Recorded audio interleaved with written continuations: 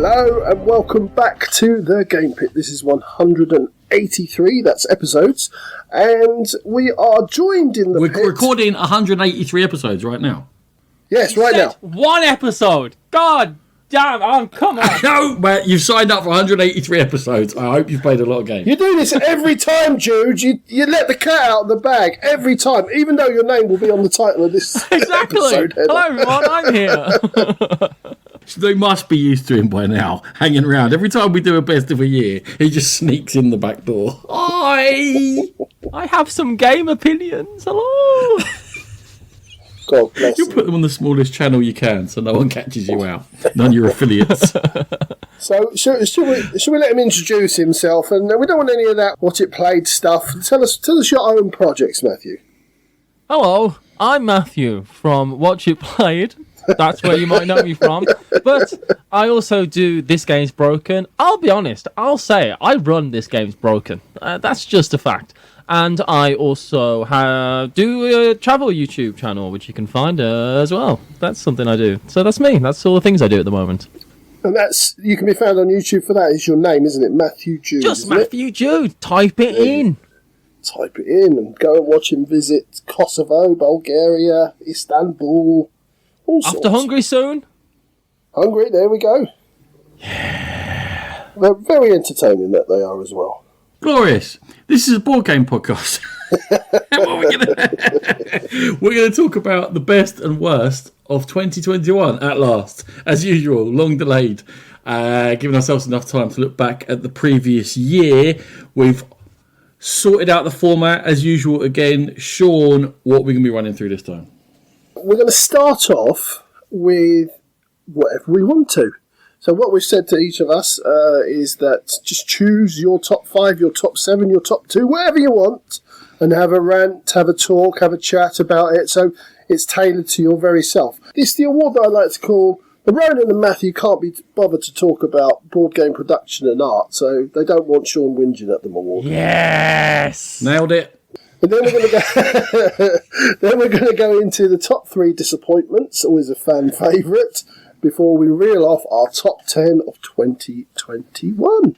I tell you, that disappointment list was easy to write, wasn't it? It was this year. Not. I mean, I don't want to ruin an episode just as we're starting. Not for me, the strongest year ever. No, I don't think it was the strongest year, but I think every year is so much stronger than sort of 5-10 years ago. That for me is just the games are just getting so good, and I think we're getting a little bit spoiled. So whereas this year might not be the strongest, but when I do compare it to years gone by, I start thinking, was it the strongest? I'm pretty happy with the 10 games on my list. I'm very happy with this year. I'm going to have to strengthen my statement. It was a bad year. Compared to any year you like. I did. These games that I bottom half of my top 10 wouldn't make a normal top 10. I will say that now. Or whatever. It didn't click with me. 2022 has been much stronger to me already than 2021 was. 2022 is setting up to be a good year, though. I will say that. Yes. Agreed. I'm not saying by any means that they're not good games. I would say they were all very good games. I think that they would not make other top 10s. That's all. Ooh, okay, well, we shall. You're entitled to your opinions. Someone has to listen to them, otherwise I start getting a little bit frantic. Okay, shall we crack into our choice of top whatever it is? And Matthew, you're going to lead us off. All right. Well, I've done a top 5 hidden gems of the year, and I think we should go into them right now. Number 5 is Embarcadero, which was one of those games that kind of snuck in by Renegade Games, and then just like they tend to do, they forgot about it immediately, and it's gone forever. It's a game where you're building up, is it the San Francisco port system, something like that? And there's a spatial thing where you're building up with all these blocks, and you actually build up these boats. I played it with Sean, and we all loved it, didn't we? And I thought it was fantastic, but nobody's talking about it. I reckon Sean will be later. It's definitely one that absolutely went under the radar, and I think a lot of that is because of Renegade just pumping these games out and not really supporting them, but yeah, we might hear a bit more about it later. I hope so, because I just remember finishing that game and thinking, this doesn't happen that often. I thought, and we all said it, wow, that was really fun. And I just enjoyed it. The next one, number 4, is... Can we just put a ding in here for anyone who's doing Renegade Bingo? If you had between the 5th and 6th minutes, you get a point for that. Next.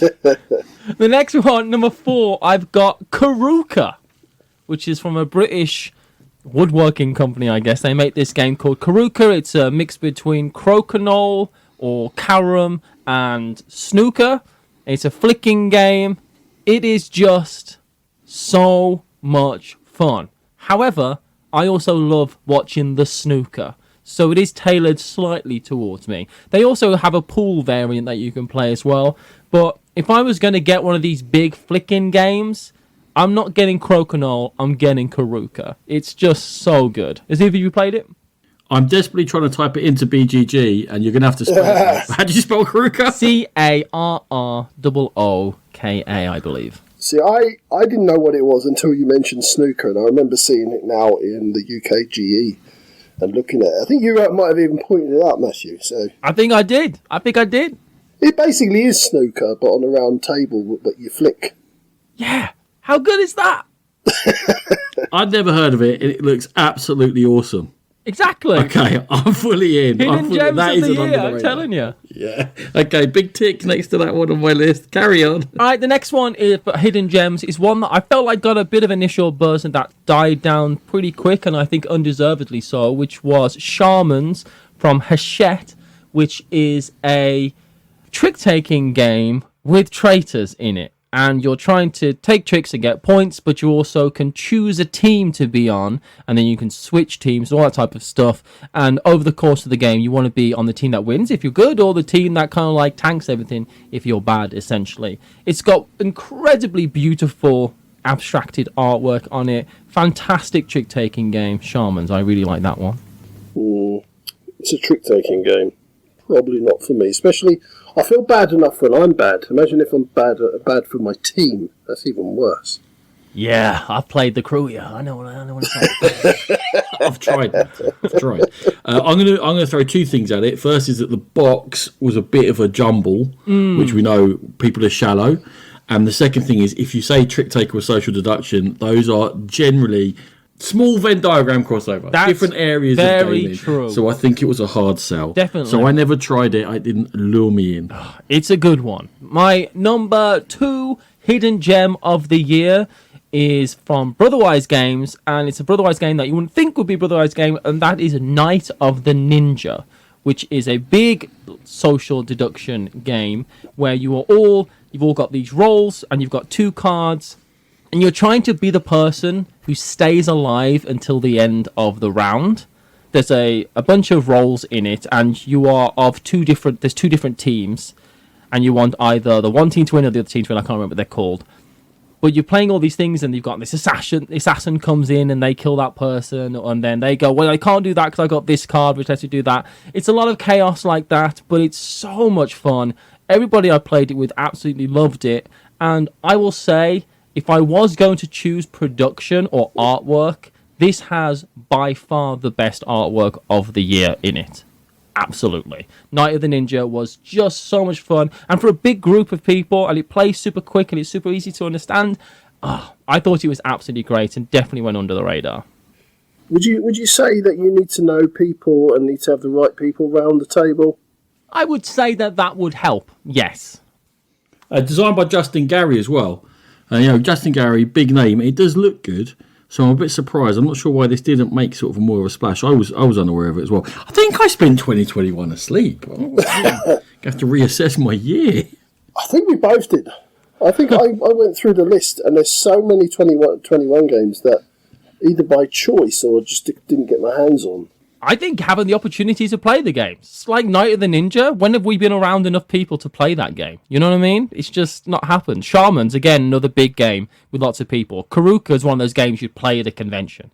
A lot of these. And my last one, which is Doodle Dash, which is my biggest hidden gem of the year, which is also, I would have my biggest surprise hit of the year. There's no way I'd ever have guessed I'd like this game. In fact, I remember before I started playing it, I was like, okay, we'll play Doodle Dash. It's by Chili Fox Games.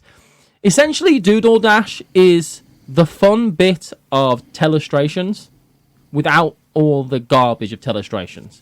You just got to draw something as quick as possible, and if you do, you get to grab this thing, you get points for it, and you get points for people guessing.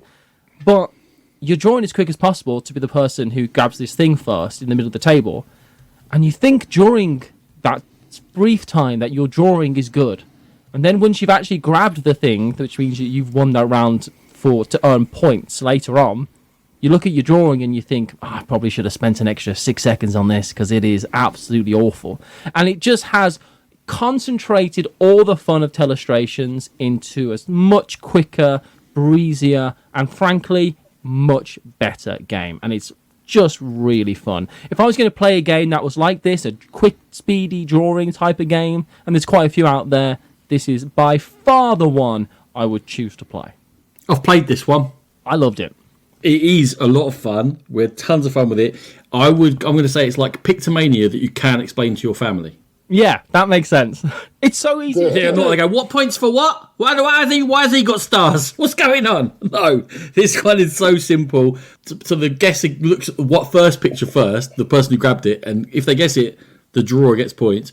Then the second person grabs something, they get to look at both those pictures, and if they guess it, that person gets points, and then they get to look at all the pictures. And if the first and the second have been completely rubbish, then everyone gets points as long as they guess it. And there's some frantic dice rolling that goes into this one as well, which is like the timer. When the second one grabs then the dice starts getting rolled, right? Yeah, and then everyone has that amount of time to roll this certain side of the dice to finish their drawings. It was just so much fun. And those are my top 5 hidden gems of the year. Beautiful. Food for thought. Sean, speaking of food, Sean. It will come as no shock to anybody that I want to talk about production and artwork in games. And I've got a very quick top 7. And I made a 7 because I wanted to crowbar a couple in that, yeah, maybe people look over. And the first one, it's a funny one, it's so clever. I just feel like it's so well put together. It is. With the little trays that hold your cards, and the pens work really well on the trays, and they wipe off nicely. And then when you turn it upside down so nobody can see it, it's slightly raised off the table so it doesn't smudge. I just thought it was a really good, compact production. That's so clever, Repos Productions. I agree with that one. That's a good call. That might come up later on. That was quite a thoughtful call. There you go. It goes downhill from there. So the next one is Garbage. Great Western. Garbage. I am right. Yeah. It's garbage. Shut it, Jude. You got no taste. Seconded. Great Western Trail 2nd edition. So all the complaints from the 1st edition, the creepy cowboys on the front with the same face, and the trays that if you jogged the table at all, your dobbers went everywhere, and just the artwork on the board. All improved, works now, and it's got 2-layer player boards, and it just made a much better production of a brilliant game. A fantastic game. Well, let's hope number 5 is better. Carry on. Oh, number 5 is a shocking game. It's a terrible game, but it was gorgeous production. It's Dive from Sit Down. Now, Dive is a shockingly bad game, where it's got these clear perspex screens that you stack upon each other, and it looks like water, and there's all different animals and sea creatures under there, and you've got to work out how far down each of them is, and it's just the worst game, but it's so pretty and it looks gorgeous on the table, and it's a really good production. Everything does what it's supposed to do. It's just a terrible game. I heard Dive was bad, but then I remember that it was because, Sean, you told me that Ronan hated it. Ronan's never played it. Oh, have you not? You hated it then. I hated it. Yeah, I think it was just because you told me that you hated it. Yeah, I bought it on a whim because it looked so lovely. And I think it was Suzanne from the Dice Tower that I saw playing it, and I thought, that looks amazing. And I was on holiday in Oxford, saw it in Thirsty Meeples, thought, doik, I'll have some of that. It was awful. Anyway, another game that wasn't great, and it came very close to my top disappointments, was The Great Wall. But my word, it looked good. It was such a great production from Awakened Realms. It looked amazing on the table. The reason it's only number 4 in the production and artwork is that you had to always construct the walls from scratch every single game, and they wore down, and it was just a pain in the bum to do it.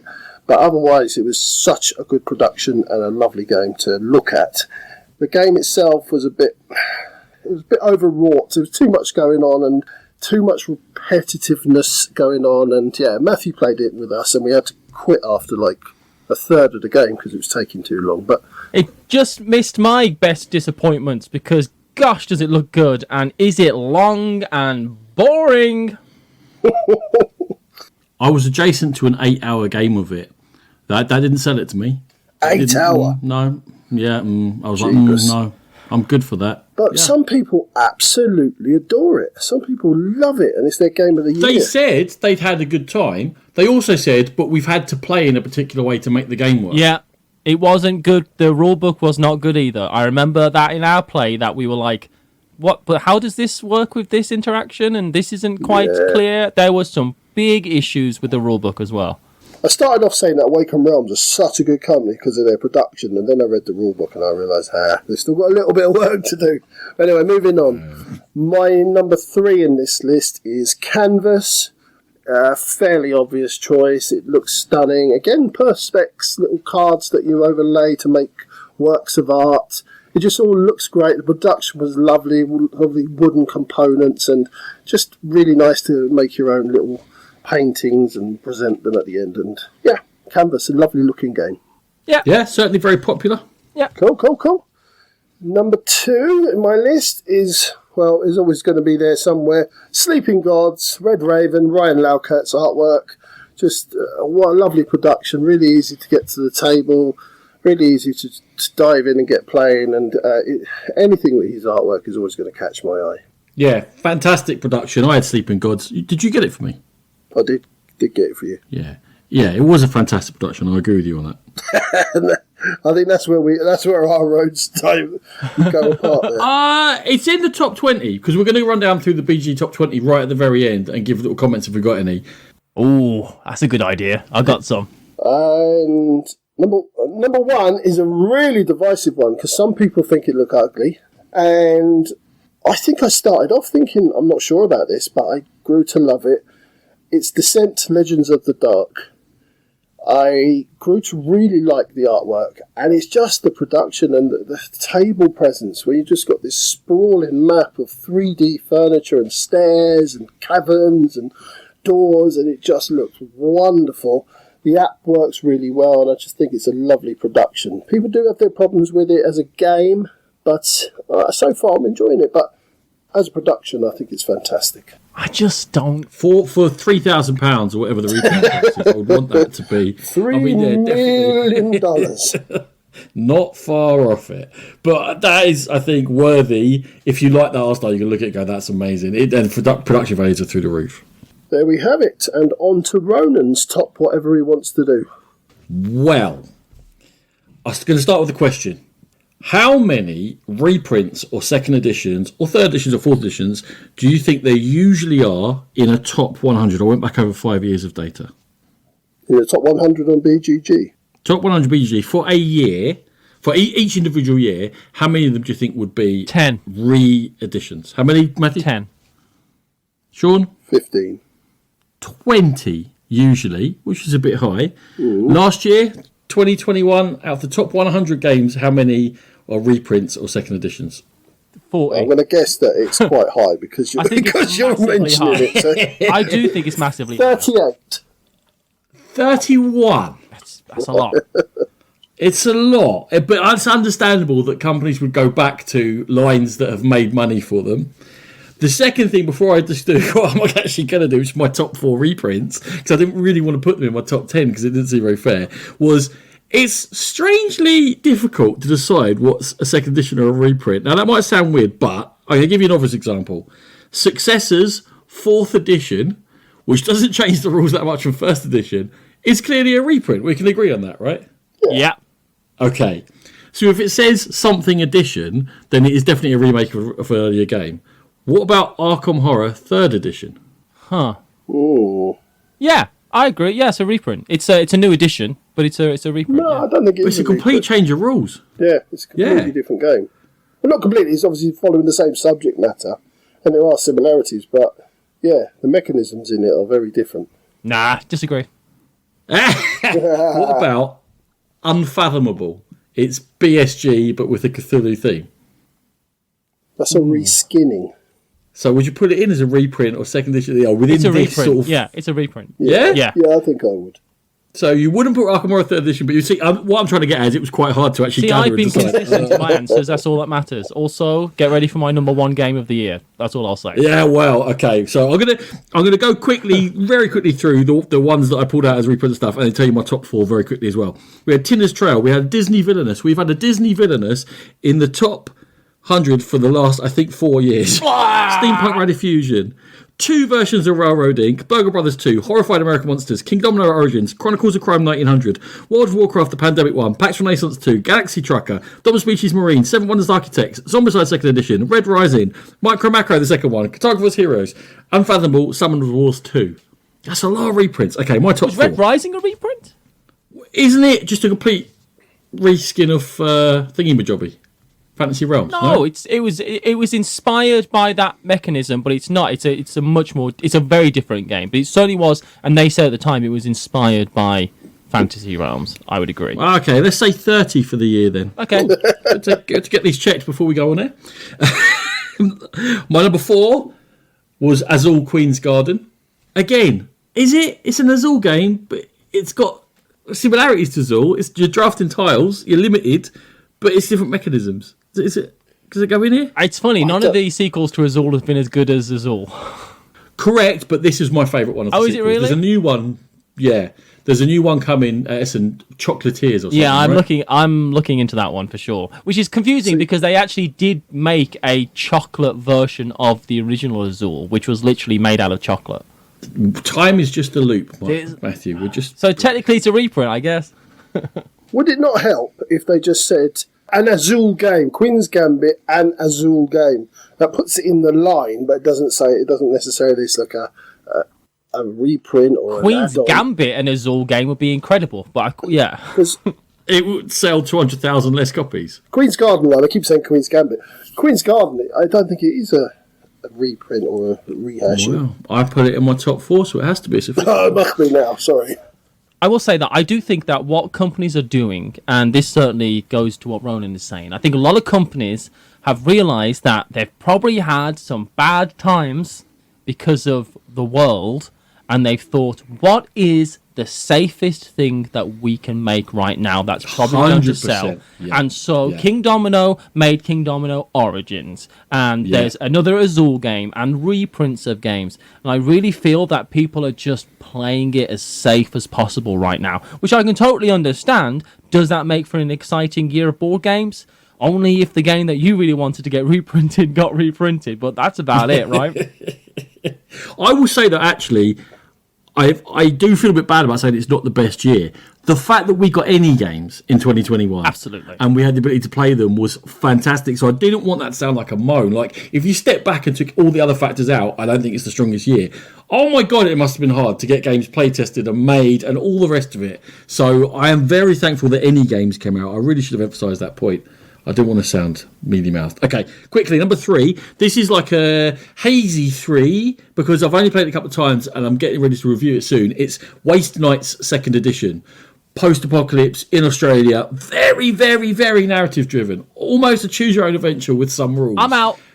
I don't want to read your book. I want to play a game.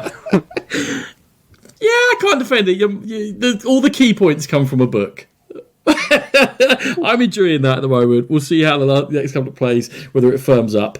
Number 2 is the sequel to the awesome Sprawlopolis, Agropolis, which is the very similar game, but adds another layer of animals within the landscape. So you have to think even harder. I don't always want to play it because it's actually quite stressful compared to Sprawlopolis, but it's a fabulous, fabulous game. This would have been right at the top of my top 10 if I'd allowed reprints to go in there. It's a great game. It is a good game. I like it a lot. Still not a reprint. It's a follow-on, the sequel. It's very similar. It's literally the same game with one extra thing. Yeah, it's the same game with an expansion, essentially. Yeah. So I think it was close enough. And we've already mentioned it. It would have been my number one for the year. Maybe it's someone else's, I don't know. We haven't looked at each other's top 10s. But Crew, Mission Deep Sea, 180 plays in, is fabulous. I had to mention it somewhere. That is probably the reason why I did a top reprints, because I didn't want to put Crew as my number one for another year. But I wanted to mention how amazing that game is. That gets mentioned later on. No doubt about that. Well, we know Jude absolutely salivates over it, so... I'll tell you right now, I think the Crew Mission Deep Sea is the best game ever made. So let me guess where that comes on my list. It's going to be in his top 10, Sean. I don't know where. could be anywhere. he's holding it back a little bit for us. Well done. Right, we're going to move on now. You might want to turn the volume down in your AirPods or in your speaker, wherever you are, because we're about to get into rant zone, and no man is more qualified for a board game rant than the one and only Mr. Matthew Jude, your number 3 biggest disappointment of 2021. When you look at the box, you think, wow, Imperium looks nice, doesn't it? And then you look in the rule book and you think, what the hell is this garbage? 6,000 keywords, a deck builder, almost unplayable. Well, it was short, but it was vehement short. Wasn't it just? I tend to agree with him. I found it very hard to get on with it and get into it to the point where you now have my copy, Ronan. So how do you feel about it? Well, this is like spoiler episode for next episode, because I'm going to review that next episode as well. I say it's not in my biggest disappointments. I did not find it as hard to learn as Matthew apparently did or you did, but I was prepared for it. I knew that people said the rule book is it doesn't teach you how to play the game. It just gives you a framework, and you have to learn how to play each individual deck, and that is frustrating. The first game is a headache. And that is true. It's a very hard entry into the game. But once you get that flow of it, once you're 3 or 4 games in, it actually becomes quite quick and repetitive. That is not good enough in 2021. That's just not good enough. I agree. They should have chosen starter decks and taught the game via those. Like, just take these 2 nations, play with those 2 nations. That's how you play our game. That's how you score points. It doesn't teach you how to score points or how to win. It gives you no idea of what the arc of the game is, how quickly it will finish, what you should be doing. And that's the big fault in that rulebook. You feel lost. You start doing stuff going, I'm just doing stuff. I think that, for me, in the last few years, Osprey have gone from a company I thought were doing an awful lot right to a company have just, in some key ways, have just fallen off a cliff a little bit for me. Their games always are a little bit broken or a bit hard to learn, and they've made an awful lot of goofs lately for me. Exactly the same without the it's a fall off. They've just always been like that for me. I think they've got some great games, but I will say Definitely, with Imperium, I was just so excited for this game, and I thought, oh, this is going to be so much fun, so interesting. But I felt like if you want to play this, you're better off playing Empires of the North or Imperial Settlers or something like that, and you're going to get a similar type of feel from those games, and those games are good they have a nice barrier. Hey, wash your mouth out, Jude. They're shocking. Yeah, I don't like those games either, but but they do a similar thing, and they have a much lower barrier to entry. I spoke to Sean about this game last week, and I mentioned exactly the same thing. It gives me a very similar feel to those games, without being mechanically very similar. Anyway, that's my number 3 biggest disappointment of the year. All right, so my number 3, and I'm getting ready for a massive dollop of I told you so from Ronan, because he sniggered when I told him the premise for this game, and he was right. It's Iroon from Arcada Studios. Now, Iroon is a dungeon crawler that came with an app that you were supposed to be able to talk to.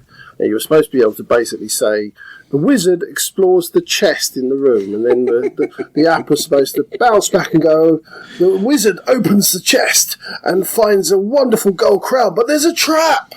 And then you roll your dice and you get on and you do it. Obviously, the app wasn't very good. I'd be there screaming, the wizard opens the trap. Did you say the warrior had a crap? No! And I wrote to them, and they said, oh, yeah, well, basically they were getting people who had owned the game to do their testing for them. And then people were sending in all the faults they find, and then they'd start fixing them. Like, no. I managed to sell it at UK Games Expo. I think I may have sold it to a friend of ours called Tom. Tom! Sorry, Tom. Yeah, that's all I've got to say. It sounds awful. It just sounds awful. From concept through to delivery, it sounds awful. But what really makes me laugh is you look at the comment section of BGG, and anyone who's bothered to play it like 3 or 4 adventures in says, yeah, those are all problems, and also it's a crap game. I didn't get to that point. I couldn't get into the corridor of the first dungeon. Right. My number 3 is a game that has appeared in many top 10 lists of the year, and I am absolutely baffled why people want to pick up 48,000 dice, roll them, and do a crap racing game on a limited map of Cubitos. It's about the dullest thing I've played in a long time, while still making me fiddle.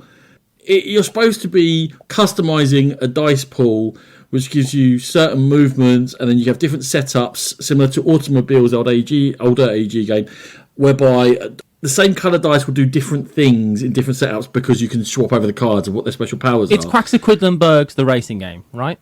But so much worse. Because there's just, for every setup, there are 2 paths. You're doing this, so you're buying those dice, or this, and you're buying those dice. And you're going to start really, really slow, and then you're going to be really, really fast by the end of it, and whoever plays the last 2 turns best is going to win, and the map is incredibly dull. The maps are incredibly dull. And I gave it a couple of goes, and it was... I mean, sometimes we talk about disappointments and say, not necessarily terrible games. I actually think this is a pretty bad game, as well as being a disappointment, because of all the positive feedback I got about it. And I bounced off Cubitos very, very, very hard. I just didn't enjoy any bit of it. I hate the Quacks of Quedlinburg, so this game doesn't sound like it'll be fun from start to finish at all. One of my things I hate most about games is when the last 2 turns make everything else that you've done before pointless. You know what I mean? It's so unsatisfying. So yeah, this sounds like not fun. I had very, very high hopes for this game going into, and it looked amazing, and yeah, I'll leave it there. It's coming up later. Brilliant. Sean, you're number 2. My number 2 biggest disappointment in the year of 2021 is Rocket Men from Phalanx. It's a Martin Wallace game, and that's why I backed it on Kickstarter. I was very excited. It's quite a low price point as well. But So did I. I backed it too. Yep. My God, it was boring. It was so repetitive. There was hardly any variety in the cards. So you were just getting out the same cards or the same type of card over and over and over again. And as the rounds went on, yeah, you might get a slightly stronger version of the same card, but it's very boring. You have to play in a certain way, so it pushes you in a certain direction. You'll find that money's very tight in the game, and if you don't really look after your money for the latter rounds, the people who did will just run ahead of you because they'll get all the best super cards towards the end. And after all that, you've worked hard to launch, and there's a luck mechanism in the launching. You turn over cards, and if you turn over the wrong card, unless you've really, really pushed it to the point where you can't fail, you could just have that bad luck in the launch and turn over the wrong card, your whole launch is scuppered, and you've got to go again. I just didn't like it at all. That sounds really fun. Well, I'm sure Ronan's still got his copy. I'm fine, thank you. I think I'm... I think I launched it. I think I actually said, be free, return to orbit. But did you turn over the right card so that the launch went well? I was very determined to launch it up. I don't honestly know where it is. It was in my next to be played pile for quite a long time, and then every time Sean mentioned it, it just slipped further and further down until now. I think it's gone down the cracks into the sewer. You really put me off it. And then obviously I went and looked on BGG, and so many people moaning about it, saying after half an hour we knew we won, and it took 2 hours to finish. or there's no mitigation of that like a launching. And so many fundamental complaints that I'm like, oh, my enthusiasm is very, very limited. I'm sorry, we say it all the time, Martin Wallace not playtesting his games properly. I'm waiting for the expansion for Anno 1800 to play it again so that it can be fixed. Because his games aren't getting playtested properly. Simple as that. Well, the same problem happened with Australia. There was just ways that you could. There are ways in that game that you can just soft lock yourself out of getting any points for the whole game. Frankly, yeah, I still liked it. Yeah. Okay, my number 2 has got a slightly higher rating than the other games, but I was super excited for it. Hence, its place on this list, and it is The Initiative, which was the first game launched by Corey Konetska, who is, from our nascent days as gamers, a huge name in design and FFG and thematic gaming. Unexpected games. He's got his own publisher now. He's away. He can do whatever he wants. And I was looking for something special. I bought it to go away on holiday with the family. We all agreed to play it. It was this idea that you are kids in a comic and there's a mystery, and as you go through, you learn more about your own character within these kids and learn more about what's going on, and there's a sense of growing threat and danger, and is there a traitor among us, and trying to break down. And what it turned out to be is a boring, mathematical, repetitive spatial puzzle in which you're solving a very simple word clue or a code of some kind. Okay, partially my fault. I was loading weight of expectation because Corey Knitska, what can he do when he has no one else to limit his incredible brain? No one else reining him in from all these wacky ideas? Turns out his wacky ideas were to play a really formulaic, boring, repetitive spatial puzzle, which you could just map out and go, you do that, I'll go there, you do that. Tiny amount of hidden information which you could always mitigate against, and then a really easy finale to each one. We got a few games into it and gave up, and it was one of those, I thought it was going to sort of enhance our holiday, and it really didn't. It dragged us down. Another game from my top 10 ended up being the game we played much more on holiday, and everyone enjoyed that. So, would it have been good for a younger audience, like a bunch of like teens playing it? Would that have been possibly what it was aiming for? We had a 15-year-old and an 18-year-old. I know that's not young, but they were not interested at all because the puzzle wasn't interesting enough. Okay. It was very mathy. You can move 5 and then go there and use your special power to do those ones. I'll come to this corner of the board, you go to that corner of the board, and we all just had our roles and just ran through them. Nothing unexpected happened. There's no story moments within the game. There's story between games, and when you're playing, it's just a puzzle. Fun. Yeah. Fun. No. All right. Well, my second biggest disappointment is a Phil Walker Harding game, and it's not a game that I thought was bad. It's not a game I think isn't fun. It was just disappointing to me, and that's Llama Land. Llama Land looks lovely, and I was so excited about it, and I thought this would be so much fun, and I really loved Gingerbread House, which is kind of the prequel to Llama Land. It's in the same kind of spiritual series of games, I feel like. Just play Gingerbread House. It's infinitely better. In Llama Land, you're building up these polyomino tiles, and you're building up different areas, and you're putting llamas out, and what you cover up are the resources you get, and there's goals to go for, and you want to have a llama in this size field and a llama in this side field. It's very cute, and I thought, I could get people to play this. This would be a great game to introduce people into board games, and it just fell really flat. And after playing it, I thought this is a game that I'm sure people will enjoy, but it's certainly not a game I need to play ever again. I don't want to say it's a bad game. I don't want to say that it's not for anyone, but for me personally, I just expected more, and I'm just going to play Gingerbread House instead. I think the other day we were talking about Gingerbread House, weren't we, Matthew? It's a lovely game. You were saying you thought it was a really good game. I didn't really know much about Llama Land, so I wasn't sure about Gingerbread Man, but you've talked me into that one. This one, probably not for me. I've heard about it that it can be a bit loose. There's this too many tiles and it goes on too long, so you can usually do what you want to do. Yeah, you're gonna pretty much get done everything that you want to get done. So there's no tension in the game. So the one fix that I've seen, and I know we shouldn't have to fix games, is just to take some tiles out of the game, and it becomes slightly more cutthroat and a bit more pressure on what you're trying to do. maybe would it help? Yeah, I could see that. No, I could see that. Absolutely. But again, when Gingerbread House exists, just play that one. It does very similar things. You're covering up tiles, building up your little house, and it's just more fun. Just way more fun. Is your username or BGG Bogarona by any chance? It isn't, unfortunately. Because their succinct comment on this is prefer Gingerbread House. Yeah, I think that's lots of people's comment on that game. Tick. Right. My number one. Sean, what is my number one game of all time? Your number one game of all time? Oh, I know what Yes. you're going to say. Dominant Species Marine. Well, that's not my number one game of all time, is it? Okay, your number one is Dominant Species. It is my number one disappointment of 2021, because if you're going to bring out a sequel to my favourite game of all time, I'm going to have high expectations. That just goes with the territory. If what you do with that sequel is take all the bad bits of my favourite game of all time and multiply them and ignore all the good bits called strategy and just add on all the bullshit, we're going to end up with a terrible game, which is what we've got. No change in Dominant Species Marine was for the better. It was like an incremental way of going, how do we get this bit and make it worse?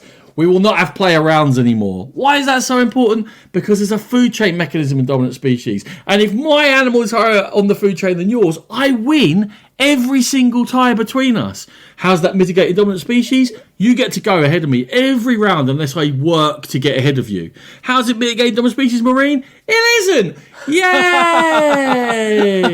Dominant Species. There's very powerful cards in there. When they come out, you look at them and you go, oh, these cards are out. They could really screw certain people. You have a round structure so that people get to choose their actions before those cards trigger. What do they put in Dominant Species Marine? Crazy powers that screw people over coincidentally on the flip of a card. You don't even have to play the card. It flips and the map gets screwed. You're going from having some kind of strategy to being, what is this game going to do to me? I got PTSD. You just sit there a shivering wreck. I don't want to put cubes out because I don't know how they're going to get taken off the board. The game is going to kill me. Like, all you people are trying to kill me. That's Dominant Species. That's funny. We can point at each other and laugh and go, well, we need to balance this. We can't all kill Sean because, then we're going to let someone else win. Dominant Species Marine hates you. It doesn't want you to have fun. It doesn't want you to be able to do anything. It just wants you to go in a constant, non-arced cycle of frigging misery where the game is punching you in the face. Is it quicker to play? That's all I care about. Well, then, that's pointless. That's the thing. That's the only thing I needed. I just needed Dominant Species, but a slightly quicker game. That's all I really needed. Now, some people might say it's with Dominant Species, right? It's a listed playtime of 2.5 hours. So, I will get Dominant Species done in 2.5 hours with my friends that know it. And I know that's not every group, but we will. So, it doesn't add anything. You're just disappearing with no control that you're disappearing going, but I had a plan. It changes the way that tiles score. So, like Dominant Species, you can go like, oh, those are the most valuable tiles. I can decide whether to fight over them or go, do you know what? No one's fighting over these medium score tiles, so I'm going to go over here and see if I can get away with this. And I'm like, hopefully someone might volcano that high value one over there, and I might get away with being second place here and there. I don't know what's going to score.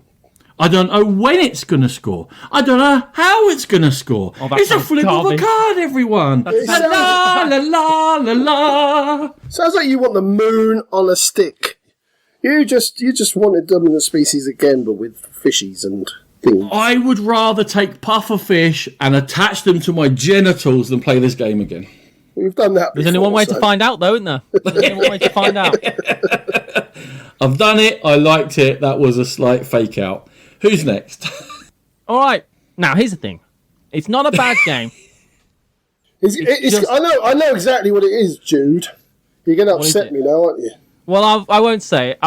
It's not a bad game, but is it the fourth best game of all time? No. Ark Nova is just a good game. That's about it. I wanted it to be this amazing thing, and I enjoyed my play of it, but Ark Nova is just fine. It's not going to be my first pick of a game to play because it's too long. It's got too much random card draw in it, which is the same problem that it had from Terraforming Mars, which, let's face it, this is the sequel to Terraforming Hang on. Did Mars. you not get this in a trade after playing it? Yeah, it's a good game. It's a good game. But it's not the fourth best game of all time, and I certainly wasn't going to pay money for it, so I got it in a maths trade off Ronan. Yeah, Field of the Cloth of Gold. Sean's supposed to be bringing it to you, by the way. I know, that's fine. But Beautiful. Carry on. Every math trade, Matthew. Every math trade, just stealing my games. it's great. But Ark Nova, again, it's not a bad game. It's just, I was just a bit disappointed because it didn't, frankly, and fair or not fair, it didn't live up to the hype. It's not that good. Could any game live up to that hype? That's fair, but this is the list of my biggest disappointments.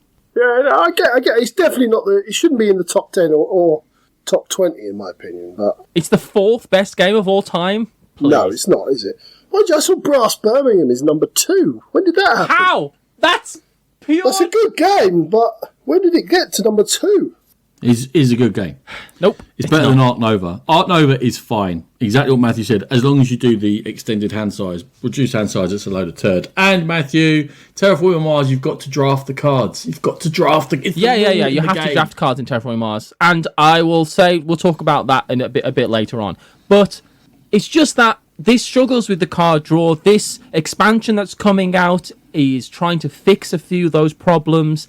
The expansion is going to be adding different player powers, but we've seen that whole mechanism before with the actions, but there's different ones in the expansion. There's a new thing that you can do to draw more cards, but Ark Nova is fun when you have the cards to build the combos. And if you don't have the cards to build the combos, and Jim playing gets lucky and draws the next thing that they need, you get to sit there and watch your opponents have fun playing a game, and you aren't having fun playing the game because you didn't do well with the luck of the draw in about 120, 130 cards, however many cards it is, and you go, well, change your strategy. It's like, yeah, but I already spent the first 2 turns trying to do the one strategy, so I'm way behind. It's fun, and I like it, and when it's working well, it works really well. A lot of people love this game, and I understand why, but it's just a good game. It's not one of the best games of all time. Matthew speaks the truth, but I need to add this hot disappointment of 2021, number 1.5 for me. Matthew didn't have a massive rant for his number 1 biggest disappointment of 2021, and that's disappointed me. Sean, are we ranting? I think you've stolen my thunder because my number 1 is Cubitos from AEG. As you said, Ronan, really slow to get going. The dice powers aren't particularly interesting. The maps aren't particularly interesting. There's a lot of random, which, okay, if everything else was cool, I'd accept because it's a dice game. But the best thing I can say about this is it finished a lot quicker than I thought it was going to. And I was able to get away from it. This game from the outset looked like something that I would be all over. I thought, oh my God, this looks amazing. It's a lovely, colourful game. There's going to be lots of interaction. You're rolling dice, having a laugh, and it's just so boring. Even the production, those boxes are so fiddly to get the dice in and out of it. Whatever. Yeah. Cubitos is a massive disappointment. And I just don't... I see people talking about it and like, oh, what a great game Cubitos is. And I'm just thinking, what? Are we playing a different game? Because I just think it's awful. There you go. Number 1 is Cubitos. It's a good choice. It was very disappointing. Right, from the most disappointing to the most marvellous. And we're going to fire into our top 10 of 2021. And leading us off is our esteemed guest, Mr. Matthew Jude. Number 10 game of 2021, please. My number 10 is been mentioned before, and that is So Clover. I think this game is just wonderful. It took me so much by surprise when I played it for the first time at PAX Unplugged. And we sat down, and I loved the little clovers. Exactly what Sean was saying. The production really does amplify the fun of this game.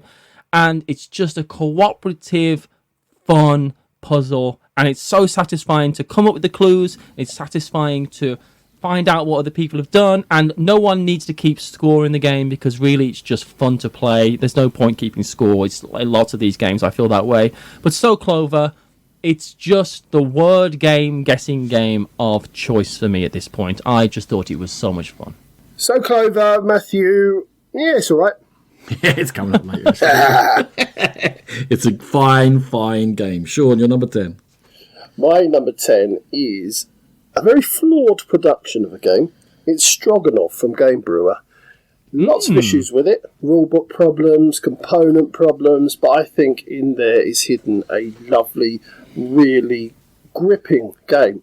You've got a push your luck aspect, you've got point salad, you're collecting things, you're trying to beat the people to it. It's very interactive.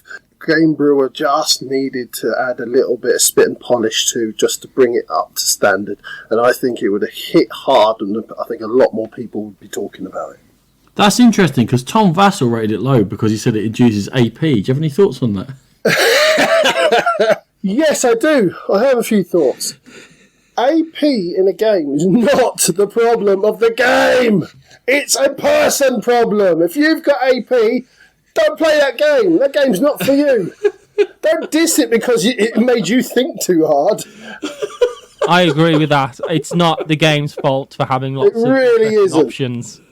What's the opposite of AP? It's like, oh, there was one thing to pick and that was the obvious choice. Well, that's not a very good game either. So no, I'd rather take AP over no interesting choices. The opposite of AP is Cubitos. Okay.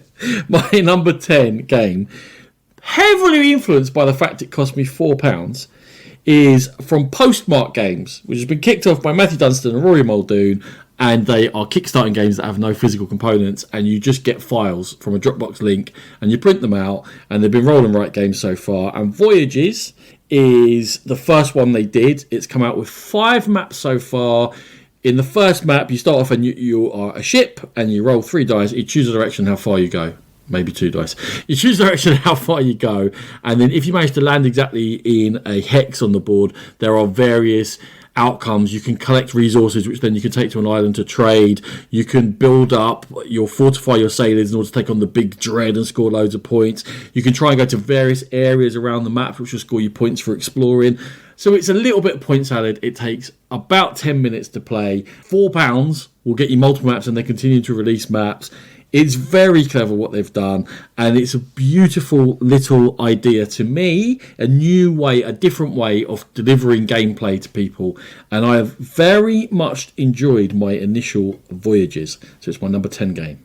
I'm all for it. I think it's a great idea. It's like magazine games coming back, and I think it's a great idea.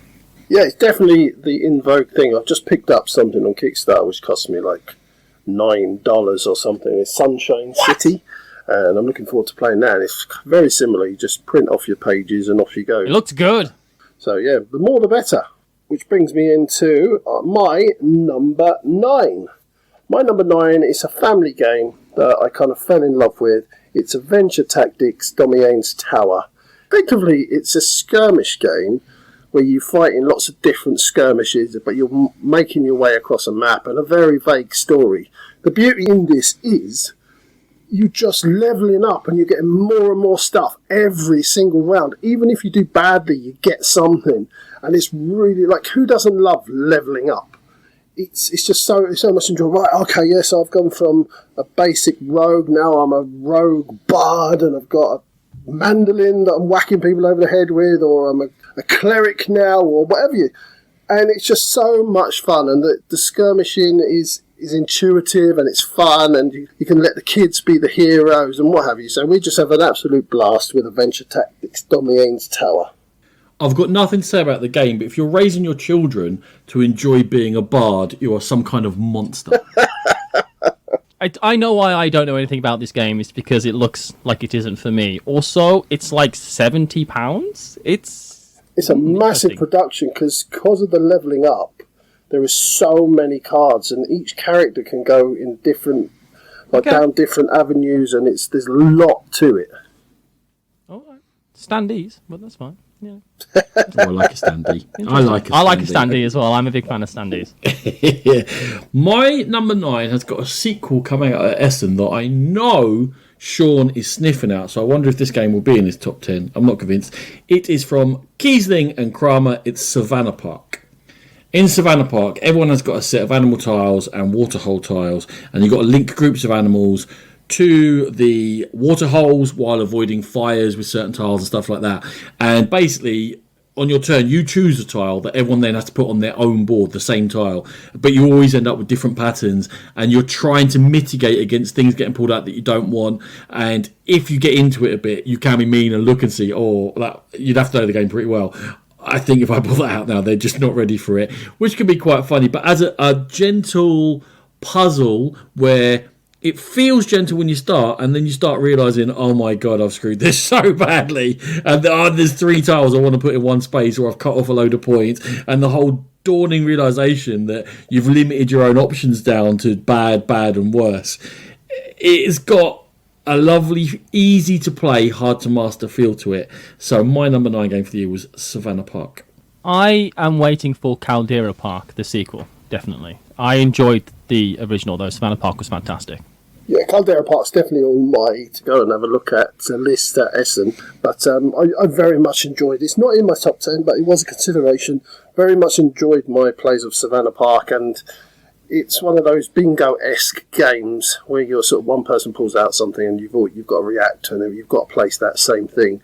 But Tiny Towns did it, and was the Caesar game. What was it called, Ronan? Rise of Augustus. Rise of Augustus, that's the fella. And they did, and I really enjoyed that type of game. And this one, I thought it took the strategy to the next level, because you could, as Ron said, you could be quite mean to each other. You could really study each other's boards. And yeah, really a very surprisingly good game. I really enjoyed it, but not quite in my top 10. You'd want to either be really good mates or really bad enemies to screw something because it's frustrating enough as it is. I only thought it might be in top 10 because you've put Caldera Park on that little Essen list for us. So I thought, maybe. Anyway, it was almost number 9, please, Matthew. My number 9 would have been one of my biggest surprise games of the year, and that is World of Warcraft Wrath of the Lich King, which is the World of Warcraft Pandemic. I absolutely loved this. It feels just like Pandemic, but it also feels like you are these hero characters running around the board, fighting things, causing chain lightning and killing all these the horde, the scourging horde and the abominations, and the idea that instead of curing the diseases, you're going to these dungeons and you've got to get rid of all your cards. The biggest thing in Pandemic that's frustrating is that it never wants you to give up your cards, right? It wants you've got to hoard all these cards. They're so useful. You've got to keep this set of cards. In this one, you get cards all the time and you're just using them as much as possible to do fun combo-tastic attacks on things. It has all the fun of Pandemic in there, but I think heightens it up. It's also got a wonderful production. I think it's got some really nice minis and stuff like that. I think it was absolutely great, and I was so surprised because I'm not a World of Warcraft fan, and this just absolutely blew me away. I thought it was brilliant. Yeah, I never really saw this as something that I would really get into. I'm a bit of a late convert to Pandemic. I like it fine. I don't think it's the wonder that everyone else likes. I obviously like Pandemic Legacy. Yeah, I was never really into World of Warcraft, but people do go on about it, so I have heard other people talking about it. I haven't really, and I've kind of held back because I had no idea whether it was a decent version or not. And honestly, that one statement by you, Matthew, I've just put it on my Christmas list because I like Pandemic, and I used to play the old Warcraft games, and I play World of Warcraft a little bit, and that sounded pretty cool. Sounded like a nice Christmas game, so it's just gone on my Christmas list. Thanks. It's great. It is my Pandemic of choice at this point. There we go. Right, on to our number 8. Ronan, you're leading us off. I said that the Initiative did not end up being the game of my summer holiday I was hoping for, but Sub-Astral ended up being the surprise one for me. It is from Ben Penchback and Matt Riddle. It is themed around collecting biomes or something. It is not really a theme, but it's got a clever drafting mechanism whereby you're taking cards from different areas, which means dictates how you're going to play cards down. It's got a spatial scoring aspect, meaning that the ones that you draft early, you don't want to have many of. You're looking to draft more of other ones at the end, but it's very clear to see what other people can score big in. And if other people aren't going for a certain biome, it might be worth trying to grab all of those for you, but you haven't got complete control over what you can draft. You have to kind of sit yourself up a little bit. There's also a hand management aspect where you don't want to take too many cards into your hand because it's a quick game, and every turn wasted really does make a difference because the scoring is tight. But at the same time, it works as a relaxing, I'm getting the cards I want, very light on rules game that the family can play. So it's got different levels to it. And I think it's a very good effort. So my number 8 game for 2021 is Sub-Astral. I really want to play this one. I've heard nothing but good things, and I really do want to try it. I've heard it's got a Lost City vibe to it, which is what made me want to play it as well. Much less stressful than Lost Cities. Lost Cities is like, oh, gee, oh. For me, Sub-Astral, I liked it, but it didn't inspire me. I don't know if that's a two-player problem. Oh, definitely. Yeah. Definitely. You want the more players, the better. Unusually, Okay, more players, cool. the better in Sub-Astral. There you go, yeah. So it didn't quite work two-player for us. We liked it well enough. I think I gave it a 6 out of 10 on BGG, but it didn't stay in the collection. I don't need to play Ark Nova. You might say, let's play Terraforming Mars instead. And I say, I'll one-up you, because my number 8 is Terraforming Mars Aries Expedition. Now, I didn't fall in line with Ronan with reprints and that type of thing. And this might kind of have made it onto that list for Ronan, but this is a streamlined card game, quote-unquote, version of Terraforming Mars. It's quick. It's all the good bits. It's the opposite of what Ronan was saying about a game taking all about dominant species. This takes all the good bits from Terraforming Mars and just gives you that and gets rid of all the other faff in a shorter time. Easier to play, easier to teach. The action selection is fun. It's got the San Juan kind of action selection and it uses it really well. I thought this was just stellar. I really enjoyed it. I know Ronan wasn't the biggest fan, and we'll get to that. But I lean towards yourself, Matthew, on this one. I did play it. I do own it. And yeah, for me, it's a transportable version of Terraforming Mars. Because at present, my version of Terraforming Mars is absolutely huge. I've got the big box, I've got the base box with other stuff in it where I've pimped the game out, and I just can't bring it anywhere. So Terraforming Mars Aries Expedition is absolutely spot on for that. Gives me a very similar feel with a much more transportable box. So yeah, I'm happy to have it in my collection. Go on, I Ray. actually rate this. No, I rated it as a good game. Oh, I thought you put it down in your review. I remember you not liking it so I much. said I can't understand anyone preferring it over Terraforming Mars. Because I can't. It's not the same game whatsoever. It's a 60-minute. What I'm going to say is, okay, there's two lenses to look at this game, if you like. You can look at it as an alternative to Terraforming Mars if you thought Terraforming Mars was a bit too heavy and a bit too faffy, didn't like the map play and stuff like that, which I can understand, but I disagree with, and I like the sort of the grindiness of some of Terraforming Mars and the intricacies. So it was a watered-down version of Terraforming Mars for me. If it wasn't called Terraforming Mars, it would not be compared to Terraforming Mars that much, because it is much, much more akin to Race for the Galaxy mechanically. And it is a marriage of those two games, and Race for the Galaxy is the stronger element within it. And to me, looking at it through that lens of Race for the Galaxy, it's an overly fussy Race for the Galaxy and a much inferior product to Race for the Galaxy.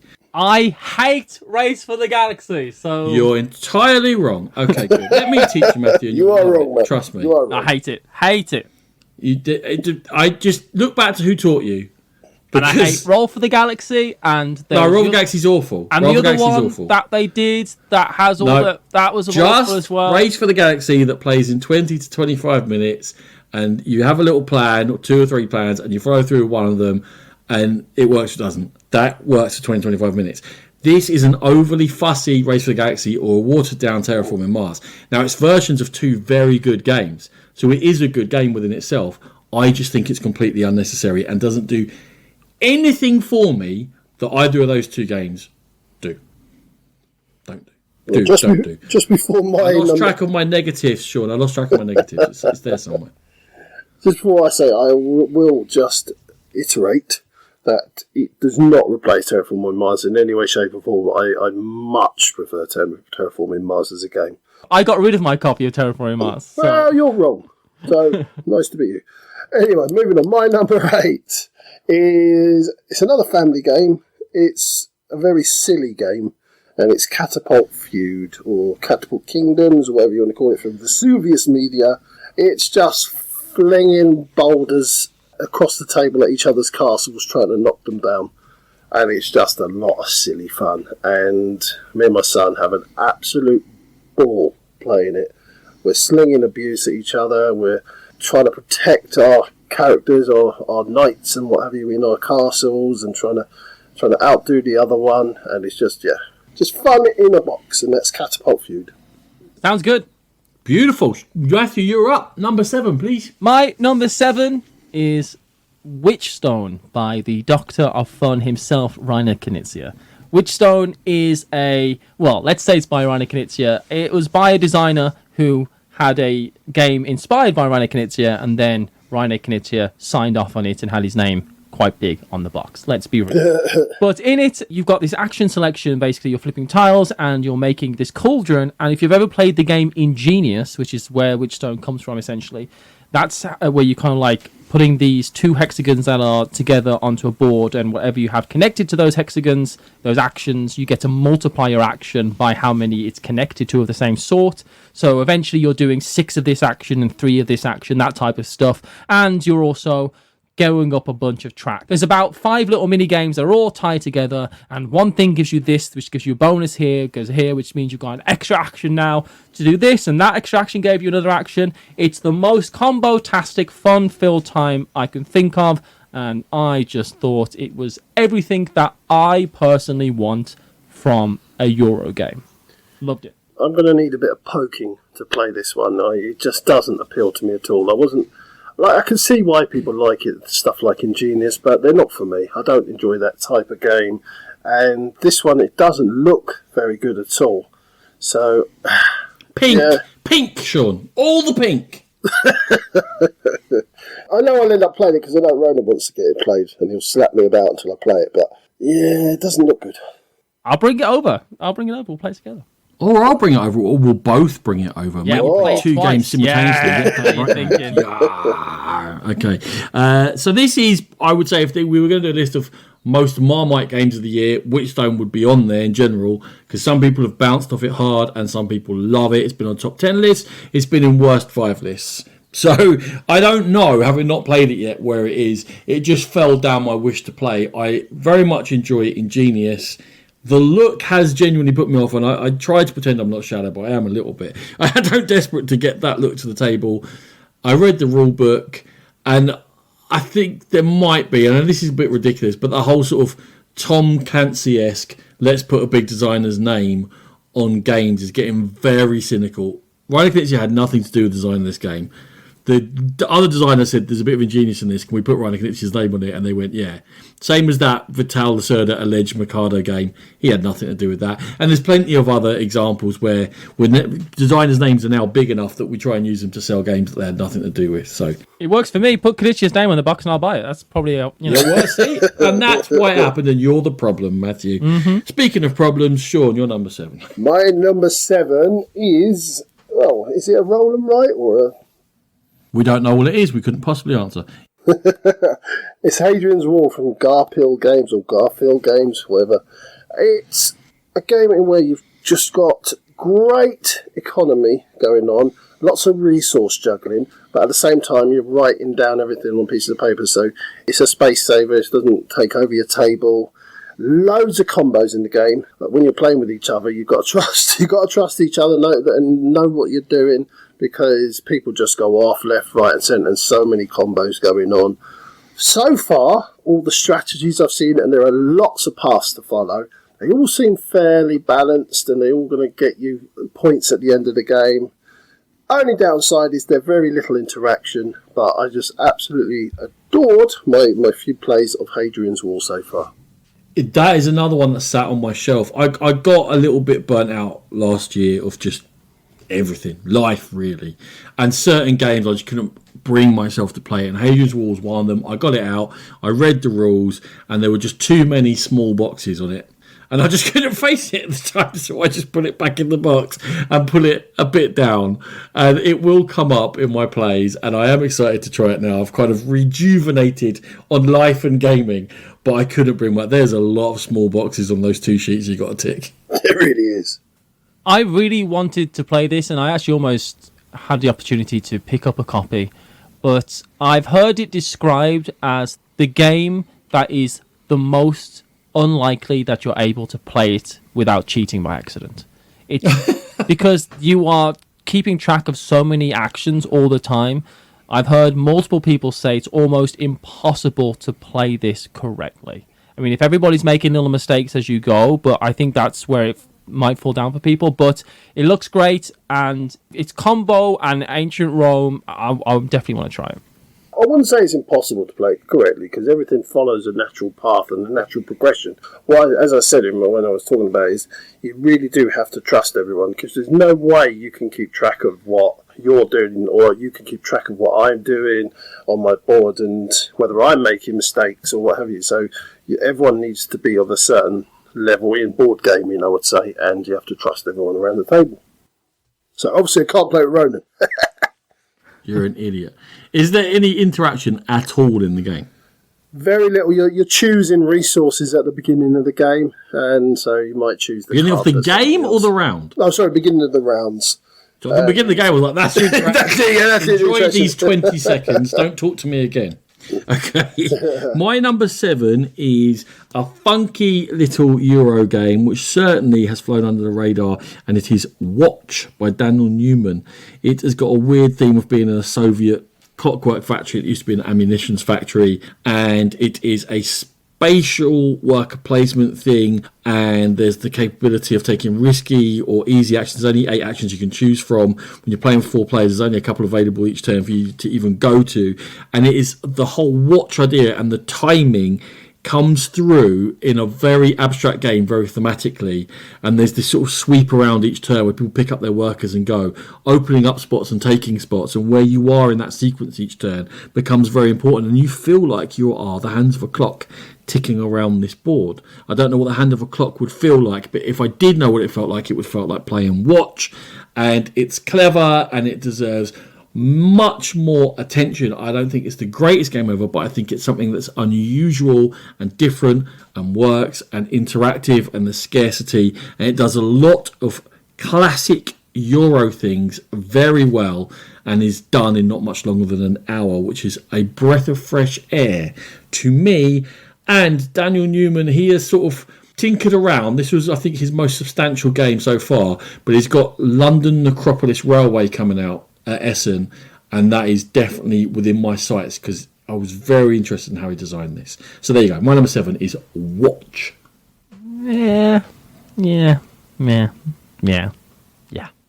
did that in like the like ticking of a hand of a clock. I like that.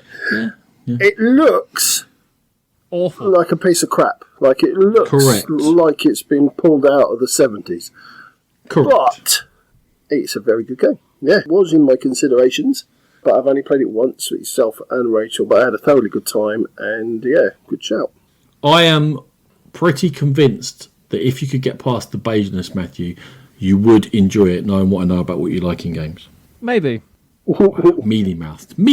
That's go in there. Sean, give us your number 6. Let's get past these meat. I will give you my number 6. It's So Clover, Repos Productions. We've talked about it loads. Not much more to say other than very, very clever game, and just a great interactive party game experience. I absolutely love it. It's great. Okay, very light party game. Yeah, it's fun, cool. Matthew likes it, we know that. I'll just go on to my number 6. Mine is a 2-player trick taker, which not so long ago you would have said, that's madness, Ronan. But lots of people are making 2-player trick takers. And it is Jackal versus Hyde. It's come out from Main Do Games. It's quite hard to get in this country, but it's worth the effort. One of you is playing as Hyde, and you are attempting to ensure that in each hand there is an imbalance in how many tricks have been won between the 2 players, whereas the Dr. Jackal player is attempting to keep things very balanced and make sure there is not an imbalance.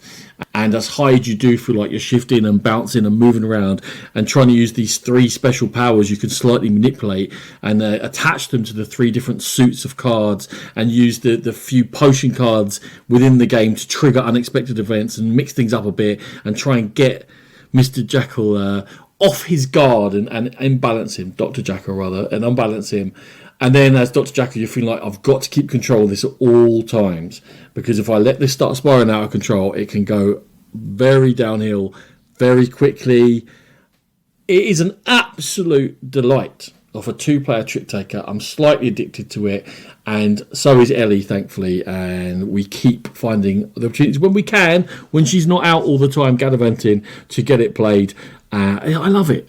Play Jackal vs. Hyde if you've got any interest in trick-taking games. It's a very, very good game. I've got it. It's great. I really enjoy it too. You can lose it. You can lose on the first hand. You can just lose straight out if you don't know. If you're not careful enough. And it's definitely one of those that's gonna really benefit from playing it with the same person over and over and over again. Yeah, it's a great one.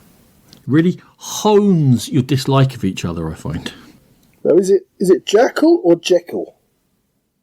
Jekyll. Well, now I've been saying Jackal, right? And absolutely going mental. I know. I always call it Jackal. I think I got in the habit of calling it Jackal because it was annoying them, so I carried on, and now I just call it Jekyll. Yeah, you did it for your whole review on the thing, and I was thinking, yeah. What is this? Is it really Jackal or is it Jekyll? And you've lost your London accent and have got a Midland. What are we going to do about that? Are you feeling all right, Mr. Aries? You look a bit pekey. Are you not joining in the accents, Matthew? No, I thought I'd just speak in my own accent. Thank you. That comedy accent was good, though. My number 6 is a game that I'm pretty sure Sean doesn't like that much, because it is Maglev Metro, which I thought was just so much fun. It's a game where you are building out a Maglev Metro network of tiles, and you're trying to achieve different things. You're trying to make a network, and you're trying to get passengers to certain places to score points, and you are able to be really good at one thing, and then you can reprogram your actions to be better, but also you can reprogram them to be better at other things. You can take power away from one action and put it into other actions later on in the game. I thought it was just really, really smart. I thought it was so much fun. And I really enjoyed the way that you could just feel like you were cheating because you were so good at certain things. It's kind of like you create your own asymmetrical powers in it. There are certainly things that you need to do at the start, and like laying track at the start, and then things that you want to be doing at the end, such as delivering passengers. But there's lots of ways you can manipulate your player board and your abilities during the game, and I just thought it was great. So Maglev Metro, I really enjoyed it. I didn't not enjoy it. I think it's a fine game. It just didn't really hit on all cylinders for me. As a pick up and deliver game, I found it was quite pedestrian and didn't really get going. It wasn't really exciting. And as a resource game or sort of an engine building game, that was better. That side of it was better. But once you got to your optimum performance, there was nothing left for you to really do on that side of things. So whereas that was the most exciting bit for me, that tapered out, and you were just left with a fairly mundane pick up and deliver. I didn't dislike it. I didn't keep it in my collection for space reasons, but it's fine. I'd play it again. I remain Maglev Metro curious. It's a good one. Speaking of space reasons, Sean, I'm taking a risk here. I've gone wild. Go on. What have you done? I am putting a campaign game as my number 5 without having completed the campaign yet. So there is the risk of this all going to pie on my face because I'm only 3/4 of the way through it and we're due to finish it off. But I saw Welcome to the Moon and I said, there are a million variants of Welcome to. We own 3 or 4 of them. I don't need any more Welcome to. It's a fine game. We enjoy it. It's not top 10 worthy, but it's good fun for a flip and right. So I ignored it. And then it kept on getting good reviews, it kept on getting good ratings. It's kept on climbing up the rankings. It's got an average rating of 8.1. I then bothered to look at it, and it turns out it's a Welcome to campaign game, in which you play over several different sheets, it's 8, to get through it. And then you start unlocking more content at that point, and you go back and play through again with other stuff going on. And I was like, wow, okay. And then it's not very expensive, and it comes in a small box, and I was like, I'm going to have to try this game. It's another spoiler for the next review. I've enjoyed the first 3/4 of the campaign enough that it's gone into my number 5 game of the year. They have done fabulous things with the Welcome To system. It has the same base mechanism of flipping things over. You have a number and an action. Even the action symbols are the same as in the base game, but they don't do the same things, and they do different things on every single map. And the spatial puzzle on every single map is different, and your priorities are different. It remains a race to get things done both efficiently and quickly, which comes through the theme, because we're forced to leave Earth and go to the moon and set things up while things are going wrong. It is a fantastic surprise product experience. I am awful at it. And Welcome to the Moon has really shocked me and is currently my number 5 for 2021, pending more plays. I've heard nothing but good things about it, and I'm excited to try it. I liked Welcome To. Natalie didn't, so we got rid of it. I think I may have even given it to you, Ronan. But yeah, I'd certainly like to give it a go. So that did Natalie just not like it because she didn't win? Shh, she'll hear you.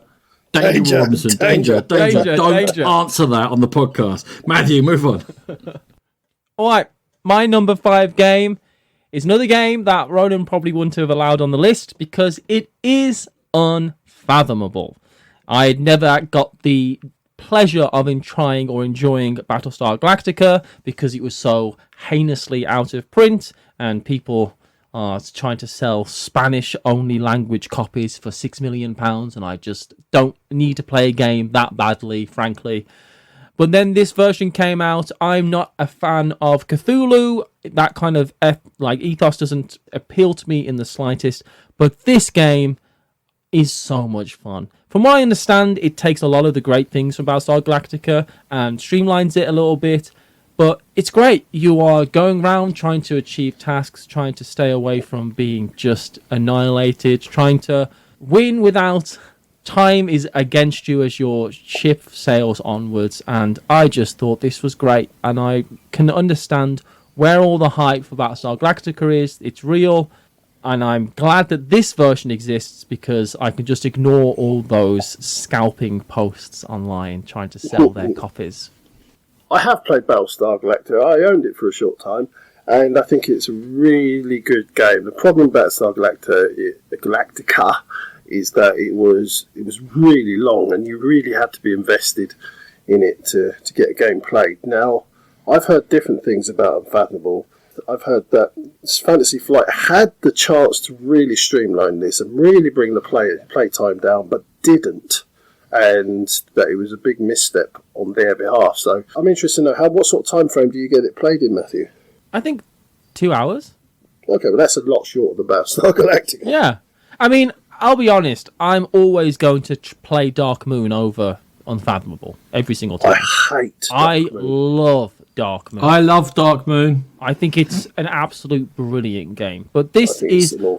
I just always wanted to play Battlestar Galactica, and now this version exists. I'm just so happy it's out there because I really enjoyed it. It's staying in my collection, certainly, and it's just a joy to play. I'm going to put something to you, Sean. That maybe Dark Moon isn't an awful game. You just hate playing it.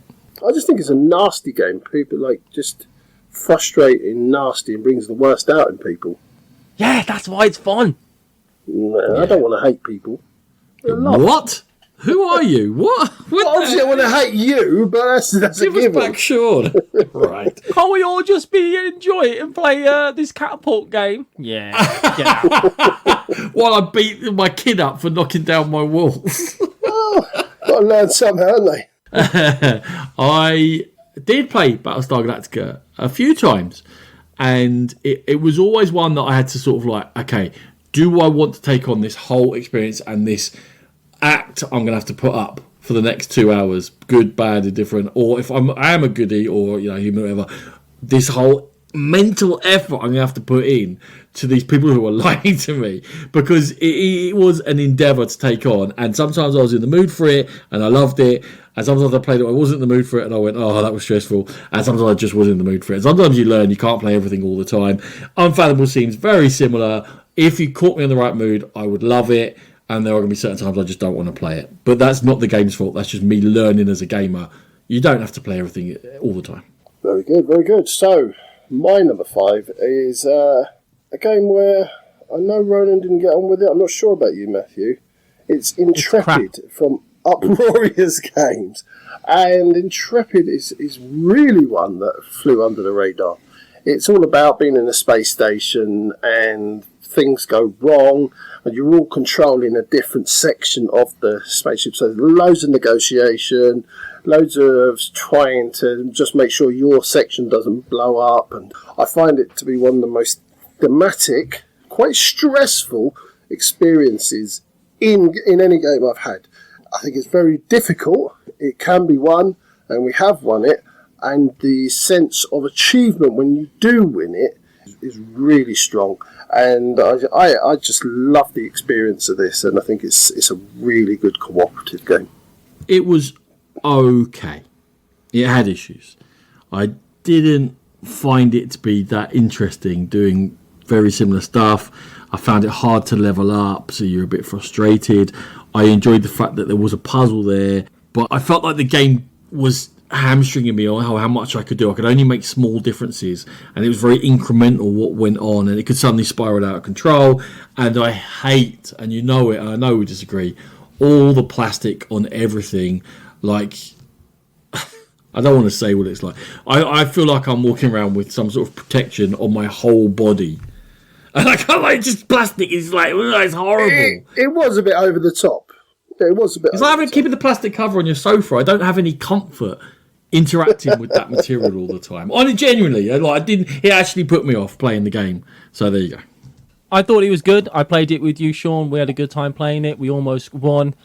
You're the only person who I know who has spoken about it or even played it. I don't know where this game went, but yeah, I enjoyed it when I played it for sure. It definitely disappeared. Yeah, it was a Kickstarter that wasn't that successful, and I did it even make it to retail? I'm not convinced. It's just one of them. There's lots of games like that. So, Matthew, number 4 for you. My number 4 is a game I recently played with Sean again, and it is Mil Fiori, which is 1,000 Flowers, another Reiner Knizia game that I just absolutely loved. It's got me written all over it. It's a Reiner Knizia game. It's combo-tastic. You're going on these different areas, placing your tiles down, trying to score points in a bunch of different ways. You've got a hand of cards, you pick a card, play the card, and that allows you to put one piece of glass out on the table, and then hopefully that allows you to put bunches more of different things out to get lots of points. It's a big point salad game. I think it's very, very beautiful. It's super simple to learn, super simple to teach, quick to play, very satisfying, combo-tastic, and I just thought it was an absolute winner for me specifically. I can understand people think that I am biased towards the genius of Reiner Knizia, but I thought this one was just an absolute winner. I liked it. I do like it. It's in my collection, and I think it's a very interesting game, very light, but where it does have a few issues for me is if someone attacks an area on the board and really goes for it, you have to go with them, because if you don't, that means that they're going to score loads and loads and loads of points all to themselves. You need to get amongst them, yeah, especially absolutely. in a couple of areas. And I think that kind of dictates what you have to do. So you're not really playing your own game. You're just trying to eke your own game along, but mitigating everybody else's game. That's a little bit frustrating. I think it can be a bit lucky, the cards that you get, if you really want a certain area and they don't come up and a certain symbol doesn't come up for you, can be a bit lucky. But that said, I liked every game I've played of it, so it's a fine game. I need to disagree with you, because Go on, yeah. I think that the game is so quick and breezy and light and fast to play that the luck doesn't make that much of a difference, because It's a published 60 to 90 minute game. I think it's quick. It's quicker to play than that. At the play count we played it, and I just think the luck is mitigated by the fact that everybody's drawing hands of cards. They've got that massive discard pile of cards to pick from if you play in a 3-player game. I think you can always pretty much do what you need to do, and I think that if you are desperately trying to do one thing, which happened in our game, when someone is desperately trying to do something and then one person says, well, I'm just going to do that and score those points, that person is then disappointed, but you can't just rely on getting points in one area. And the other thing that happened in our game was you went all in on the top the top area, and we didn't stop you from doing it, and that was our mistake. But you do have to go a bit of everywhere. You do have to stop someone. If you're doing that one track that goes around the side and you're trying to score points that way, you need to sneak in and stop people from making chains there for sure. But I think all the problems with it are mitigated by the breeziness and speed of the game. That's I need to defend one of my... I will say that everything I've said, basically, you guys have gone, nah, it's crap. So I need to defend one of them. So Mil Fury is the one I'm defending. I haven't said that yet, but I'm going to. I only played it once, so I can't give a balanced review on it. But Christ, I had an awful game of it. It was zero fun. One person ran away with it. Constantly, people would try and do something, and then someone would trigger 4 bonus actions and do the thing that they were trying to do quicker than they had, because they just went discard pile, discard pile, discard, discard, discard pile. There you go. So that thing you were building towards, I've just nicked from you. You can't have that. You plan your round, and you'd be like, I'm going to score 20 points doing that. And then someone will play a different card. You have no idea they're going to play it. And then, like, oh, I'm going to score a point doing that. Not the 20 points I thought I was going to. Because it's changed so much by the time it gets round to me. And I had no idea how much it was going to change. So I have no idea of the value of the card I'm choosing. Because it could be 1 or 20 and I don't know. And once I've chosen it, I can't change that. So I think there's a lot of problems with it, but it is off only one play. So I wouldn't review it of that, but I need a lot of convincing that this is anything more than slightly random breezy shite. All right. No, I think it's a lot better than that. It's a good game. It's a good game. I enjoyed it. What's your fourth then, Sean? My fourth, so I'm going to get him on his soapbox again. We're not going to talk about it too much because I think we've spoken about it in 2 of the last 3 or 4 episodes. It's Golem, Cranio Creations. I really like it. Ronan hates it. Not sure what you think about it. I just think it's a really good action selection combination. Can I? This is the second show in a row you said I hate it. I rated it over 50. I don't hate it. You hate it. All right, fair enough. Carry on. And I think it's a very strong game. It has its flaws. It's a bit difficult to learn. The rulebook's terrible, and some of the design choices for your board especially are not the greatest. But the action selection with the marbles, I really enjoy that. And the moving your students and your golems along the paths, and the golems can't go too far away from the students, so you've got to be careful there. And what actions you're going to use with your rabbi, and there's lots to think about, lots to do. Scoring in 3 distinct areas, so you can choose which one you're really going to push for. I just think it's a top game. It's in my top 100, as we found out recently. We did find out recently, indeed, and I think it's probably good for what it does. I just don't like what it does. And I don't like all this multiple do a million different things in order to finally get to the point where you can score some points. So it doesn't suit my play style. It's a bit too fiddly, but I don't hate it. I never said I hated it, and I didn't even diss it that much in our review. You're mean to me. I think this is another one of those Cranio games that is just trying to be a Cranio game. I don't know how to explain it more than that. It's just... I enjoyed it. I thought it was fun. I think you need to play it a few times to get good at it, certainly. But it's just the wick isn't worth the candle, if that makes sense. Jesus Christ. Do you know what? I might steal that phrase. That is how I feel. I think since Barrage, they've taken a turn that I'm not enjoying. It was fun. It's just so much effort. Yeah, I just don't want to put that much. I just want to enjoy a game, and I found that one is just I've got to keep up with what's going on. This is just something I feel about games. Sometimes I want to play a game and have fun doing so. When what I end up doing, and it is a byproduct of playing so many different games all the time and learning games. I know that's something that Sean enjoys, learning games, but I feel like I spend most of my time trying to remember what I can even do rather than enjoying playing the game, and Golem certainly had that. But that being said, the selection was fun, and it was a fun game, and I was pleasantly surprised when I played it, even though I had such a barrier. I did enjoy playing it, and I certainly would play it again. Yeah, that's how I feel, honestly. That's almost exactly how I feel about the game. Cool. Ronan. But my number 4 is a resource strategy game in the 90-minute mold that I much prefer the style of, because it's immediate actions, it's streamlined. Every time you're doing something, there is a reward for it. Every decision is a choice between lots of good things. Which good thing do I want? What strategy I'm going to take in Cryo, which is about a colony ship crash lands on a frozen planet. It's been sabotaged. Sabotage continues to happen because all the players are sort of rival factions who are trying to save their own cryopods and get them into the subterranean caves before night comes, and all the cryopods that are left on the surface of the planet are going to die. Now, that theme doesn't really...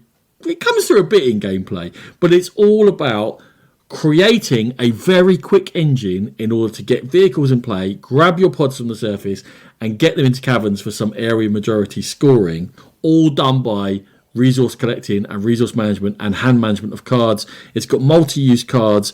You can get like 20% of what you want to do in this game done in the time frame, because the game kicks through very, very quickly. And so you're always forced to mitigate against the perfect plan to what plan's going to get me most points by the end of this game, because I can feel the crushing weight of this sun setting. And you feel that I'm under pressure, but I've always got good choices. I'm not just going like, oh, I'm doing this and in 8 turns' time something might happen. You put out workers, even when you recall them, you can create a little board for yourself that gives you stuff. And it's not like whatever you get doesn't matter. I need to make that board work for how I'm trying to score points. Am I trying to get deep into the caverns? I need more energy. I need to set up a bit of energy production. Am I trying to rescue all of my pods, or am I going to let some of them die via sabotage because that's part of the game clock and I quite want this game to be finished quicker? So I'm going to leave them out. So I need less food because it costs food in order to, organic stuff, in order to collect cryopods. So I don't need to collect that engine if I'm going to let some die. And I'm making these decisions all the way through for myself. And also everything I take in the game can be scrapped. So I can set things up in order to then break it all down again when we're getting towards the end to get that last 1 or 2 things I need in order to fulfill my plans. But only one person's plan is going to get fulfilled fully correctly. But that doesn't mean they're going to win, because then I've got to do, have I actually scored points in what I've been trying to do this whole time, racing against the sun over 90 minutes. It's a fabulous game. We played it 2 days ago. And every single person that I've taught this game to has enjoyed it. It was by Tom Jolly and Luke Laurie, sort of an old head of game design and a new star of game design. And that combination works incredibly well. They did that Manhattan Project game that you like, Sean. And this is their other game together. And it really deserved wider attention than it's got. It's Z-Man Games producing, and it's beautifully produced. And all the production helps you play very well. And it all makes sense. And as soon as someone teaches it to you, you get 0 rules questions because it just all makes sense. And your workers are drones, and there's one spot on the board, only one spot on the board where they can actually stack up to have multiple of them in a space. And they actually stack. And it's just little touches like that just make you go, oh, there's been a lot of thought put into this whole game. And Cryo is fabulous. It sounds really similar to a game that you were on about last year. That was a game that only you'd played and no one else had heard of it, and it was difficult to get. It's got a similar theme to that. This sounds good though. I mean, I'm up for trying it. That sounds up my street. Let's play it. Yeah, you've convinced me on this one, Ronan. When I first looked at this, when the Kickstarter was going live, I did have a sniff around it, and it didn't look too much to it. But you've assured me, and everything you've said there has kind of given me confidence. There is a lot more to it than I initially thought. I don't think it was Kickstarted, mate. Wasn't it? It's Z-Man. I don't think they do Kickstarters. Oh, maybe not. Maybe not. Maybe I watched a Rado video and he tends to do Kickstarter, so maybe I thought that was why it was. That would make sense. So, listen, lads, if next time we get together to play a game, honestly, let's play Cryo. I'm not saying you'll love it and it'll be your number 4 game of the year, but I promise you will enjoy it. It does very clever things. It's a good game. Cool. I look forward to it. Right, I'm going to kick on to my number 3, and it's Embarcadero. From Renegade. I think Embarcadero should be like one that should have been one of the biggest games of the year. It should have been right up there. I agree. Sean. Lauding it and saying, Sean. Sorry. My number 3 is Embarcadero. Okay. Is it really? So we'll talk about it. Yeah, it is. Yeah. We'll talk about it together. So I just think it's such an interactive game. It's the the double use, multi-use cards are so interesting in how you use them. You're trashing things sometimes just to get those components in to make more buildings. You're building next to each other. You're trying to usurp each other for the area majorities. And I just think it's such a clever game. And it came out of nowhere, and I bought it on a whim. And I'm so glad I did, because it's so good. I'm so glad you did. And then I bought it. Because I played it once with you and went, that is a really good game. And Embarcadero and Cryo have been linked in my mind because I played them very close together, and I was very impressed by both of them, and I cannot separate them. And I don't know why this is 3 and Cryo's 4. They're rated the same. They don't play similarly, but they have similar positive aspects of a limited number of actions you can do. They both have the appeal of having to optimize every move, but it doesn't feel tight. You have options, so you are making that choice. And when you haven't optimized the move, it's down to you. You had the options, mate. You can see stuff. What do you want to do? And when you play well, you feel like a genius. And when you play badly, it's your own fault. And you're not overwhelmed by rules, and there's interaction going on. And the theme just comes through really nicely. A very unusual theme, but works absolutely fantastically well within the fact that it's a Euro and it's not a narrative game. Thank you for buying it, Sean, and putting me onto it, because I absolutely think it's fabulous. I will say this. I think if I'd have played it, I played it one time with Sean. It's the game of the year for me, in the sense of I finished playing that game and just sat back and thought, wow, that game was so fun. I enjoyed it so much, and I do believe that if I'd have played it more than once, and I could, play it, if I'd have played it 3 or 4 times, I have a very strong suspicion that it would be probably in my number 3 slot of the year as well. At least I do think if I'd played it more, it would be very high up on my list. Makes sense. It's great. So, it's so good. Oh no, I was going to ask you what your number 3 was, Ronan. We know that. Matthew. It's Embarcadero, Sean. Thank you, Ronan. Okay, I like it. My number 3 game is That Time You Killed Me from Pandasaurus Games, which is a time warping abstract strategy game that just blew my mind. I loved it. It comes with different modules in it. Each of the modules gives you different options, new abilities, and different ways that the game works. Essentially, you're trying to capture your opponent, but you can go back in time and move a piece, and that moves some piece on a different board. It's kind of played over different boards, which are in different time periods, what you do in the past. Like in one, if you plant a tree in the past, it becomes a shrub in the present, and then it's a full-blown tree in the future, and that will block someone in the future. You're trying to move things and manipulate the board in that way.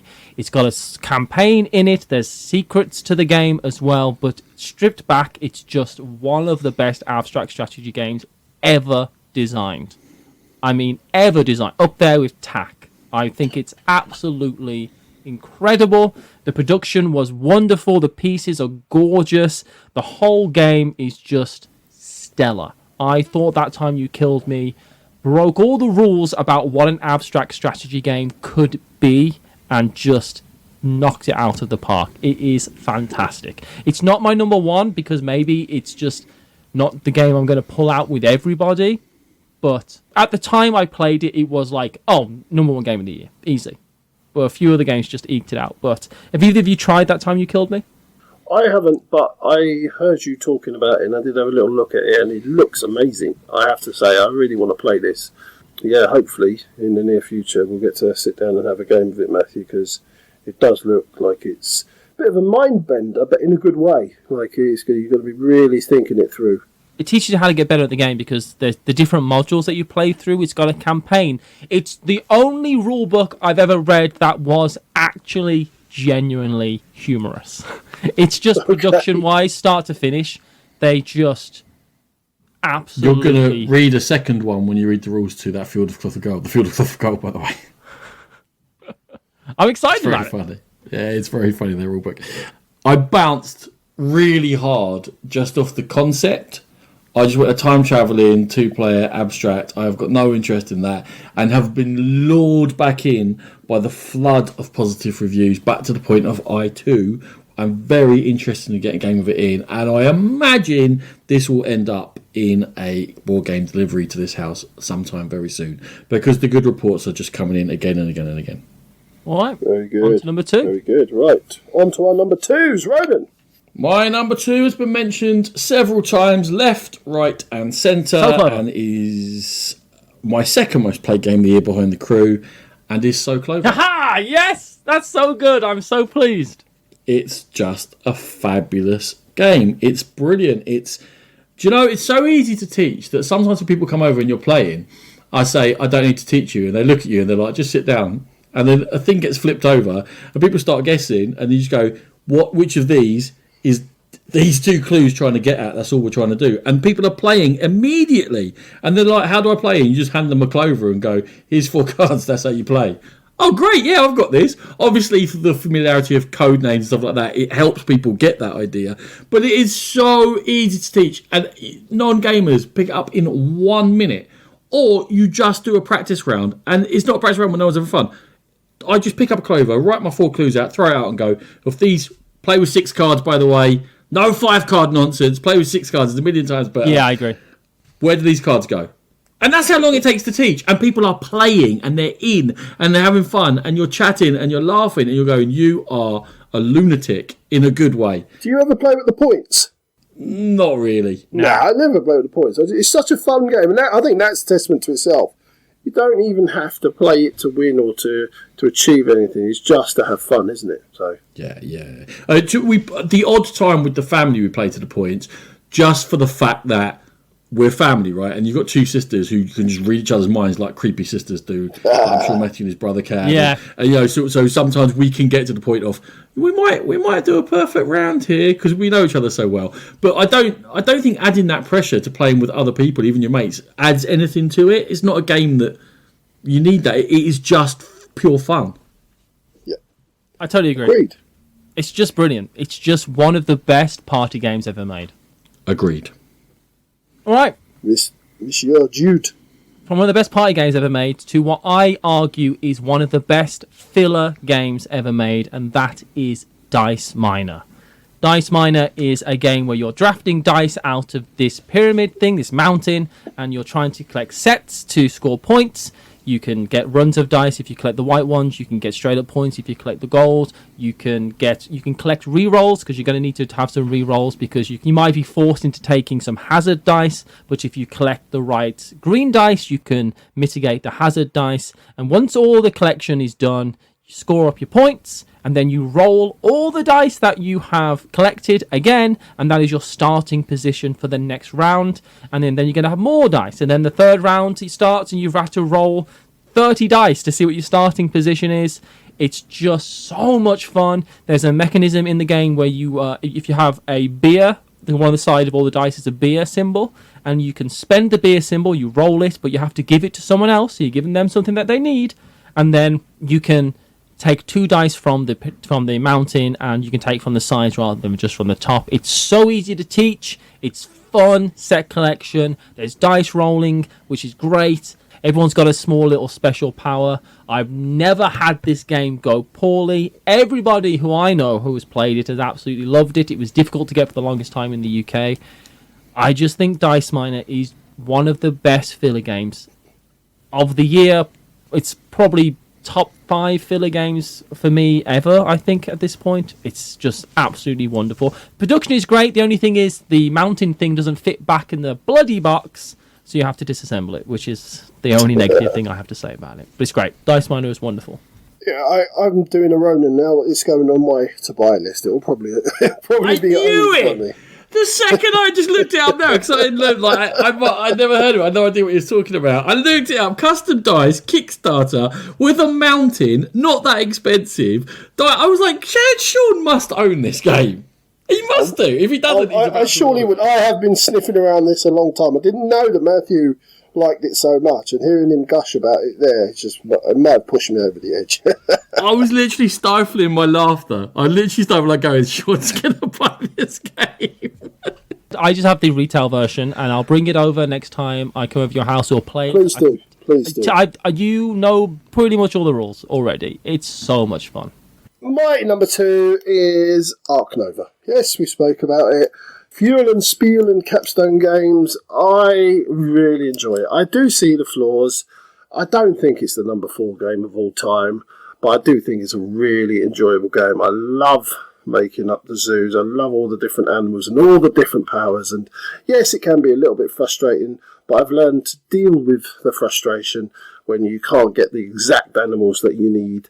I roll with it and I build my zoo, and I'm proud of my zoo at the end, and I have a lovely time, a really enjoyable time playing it, and that's why I got into games. So that's what I love. So I think it's a really fine game. I have been forced into a position of negativity due to counteract how positive people are about this game, and to try and say and give some balance to it, while my cat apparently has a different opinion. Meowing next to my head. See, Ark Nova brings out the cat, see? So he's just saying she's cheering on. That's all it is. She heard about the petting zoo. So I will say what I like about it. I love the theme. I love that the theme is done in an adult way and looks at a more holistic view of how to run a zoo. I think that the action selection system is fantastic. It is stolen directly from Civ New Dawn, but it is a fantastic action selection system. I love the combos made of cards. I love the fact that you can put together good chains. I like a lot about the game. I just feel it doesn't fully knit together to be a well enough integrated game to be as highly rated as it is. I still think it's a good game. I'll always say it every time it comes up, as long as I can have 5 cards and not 3. It's a perfectly great game where you have to enjoy doing the second thing that you wanted to do and not the first thing you wanted to do. Yeah, there you go. Fair enough. Fair enough. From that bombshell, Mr. Matthew Jude's number 1 game of 2021. We have no idea what this could be. The best game ever made is the Crew Mission Deep Sea, and I absolutely love it. I have had so much fun playing the Crew Mission Deep Sea, and before this, my favourite game of all time was the Crew Quest for Planet 9. I will never play the Crew Quest for Planet 9 ever again. The Crew Mission Deep Sea is that much better than what was my favourite game. It's just completely superseded the first one, and I love it. And it's just a truly, truly wonderful game, and I love it. Cool.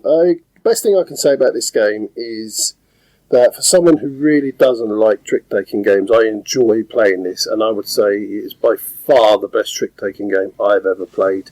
The negatives for me are all about myself, really. I get really frustrated with myself at not being able to keep up with others and see the things that they're seeing, and I feel a bit stupid in trick-taking games, which is maybe why I avoid them a little bit. But you were definitely getting there. Definitely. I was getting there, yeah, I was definitely getting there. You're nowhere near as bad as you make out. You guys were coaching me a lot, and I was starting to pick up. Literally hundreds of times, literally. Yeah. But no, I think that's good, because this game is allowing me to understand trick-taking a lot better, and it's a trick-taking game where I don't automatically go, oh no, do I have to? It's a trick-taking game I say, yeah, you know what, I'm going to give that a go.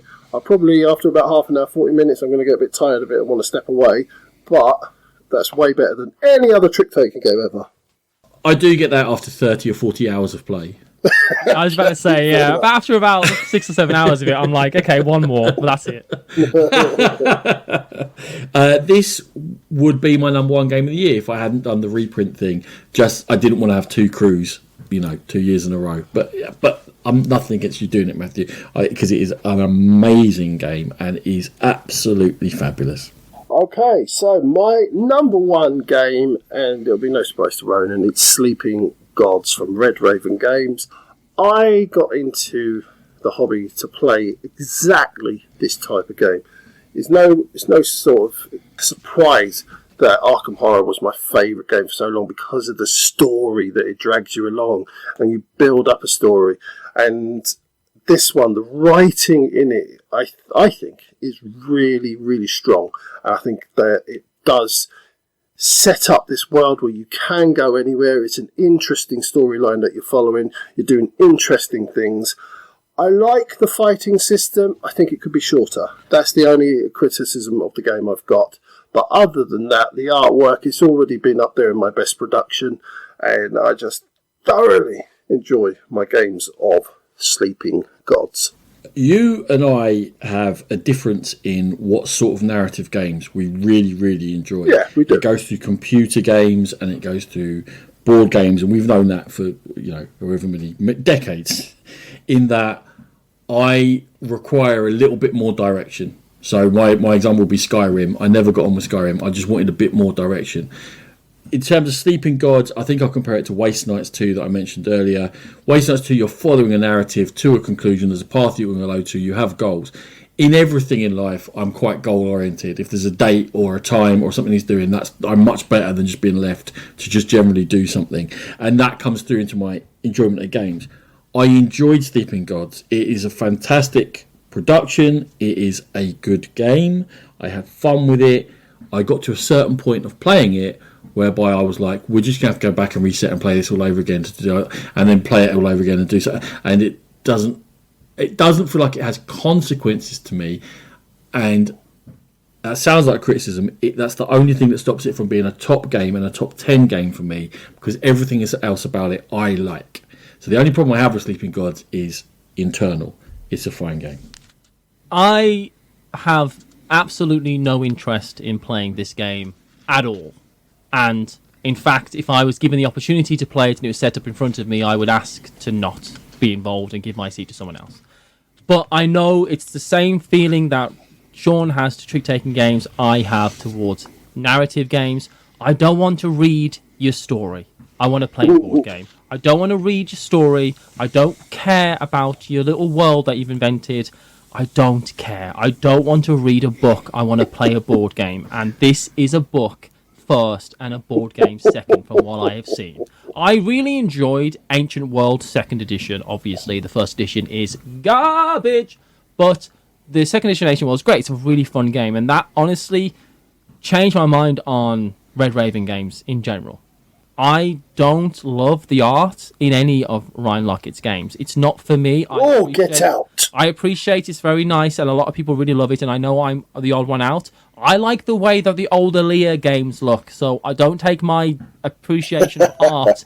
I like the Astari games. I like all my greens to be very, very close to each other. I just don't ever look at Red Raven games and think, wow, that's a good looking game. And I never have, and I do not understand what people see in the artwork of the game, and that's such a high factor for so many people. I just don't want to read your story, and that's how I feel about a lot of these campaign games, a lot of these choose your own adventure board games. Ugh, I don't want to read a book, I want to play a game. Yeah, that's fine. That's fine. You crack on, you play your abstract, and you. To go from me bouncing off a type of game into this game is my number one because it exactly suits a type of game I like to play. It is Radlands, which is a direct 2-player card management game, tight resources, with direct conflict against each other, in which you are attempting to create and destroy each other's small engines, whereby you have to make the most of not enough all the time. It's got a post-apocalyptic theme to it that comes through in that. It's got fabulous artwork. It's got tight gameplay. It's got a deck of cards that creates options for you. Every card can be used for free for something little, or can be sacrifice something to use it for something bigger. You can create a little tableau of your own actions, but don't fall in love with anything, because everything is going to get killed by the other player, and you're attempting to destroy each other's 3 bases. And it plays under half an hour, and it plays fabulously, and it nestles directly into a type of game that I love, which is why Radlands is my unexpected number one of 2021.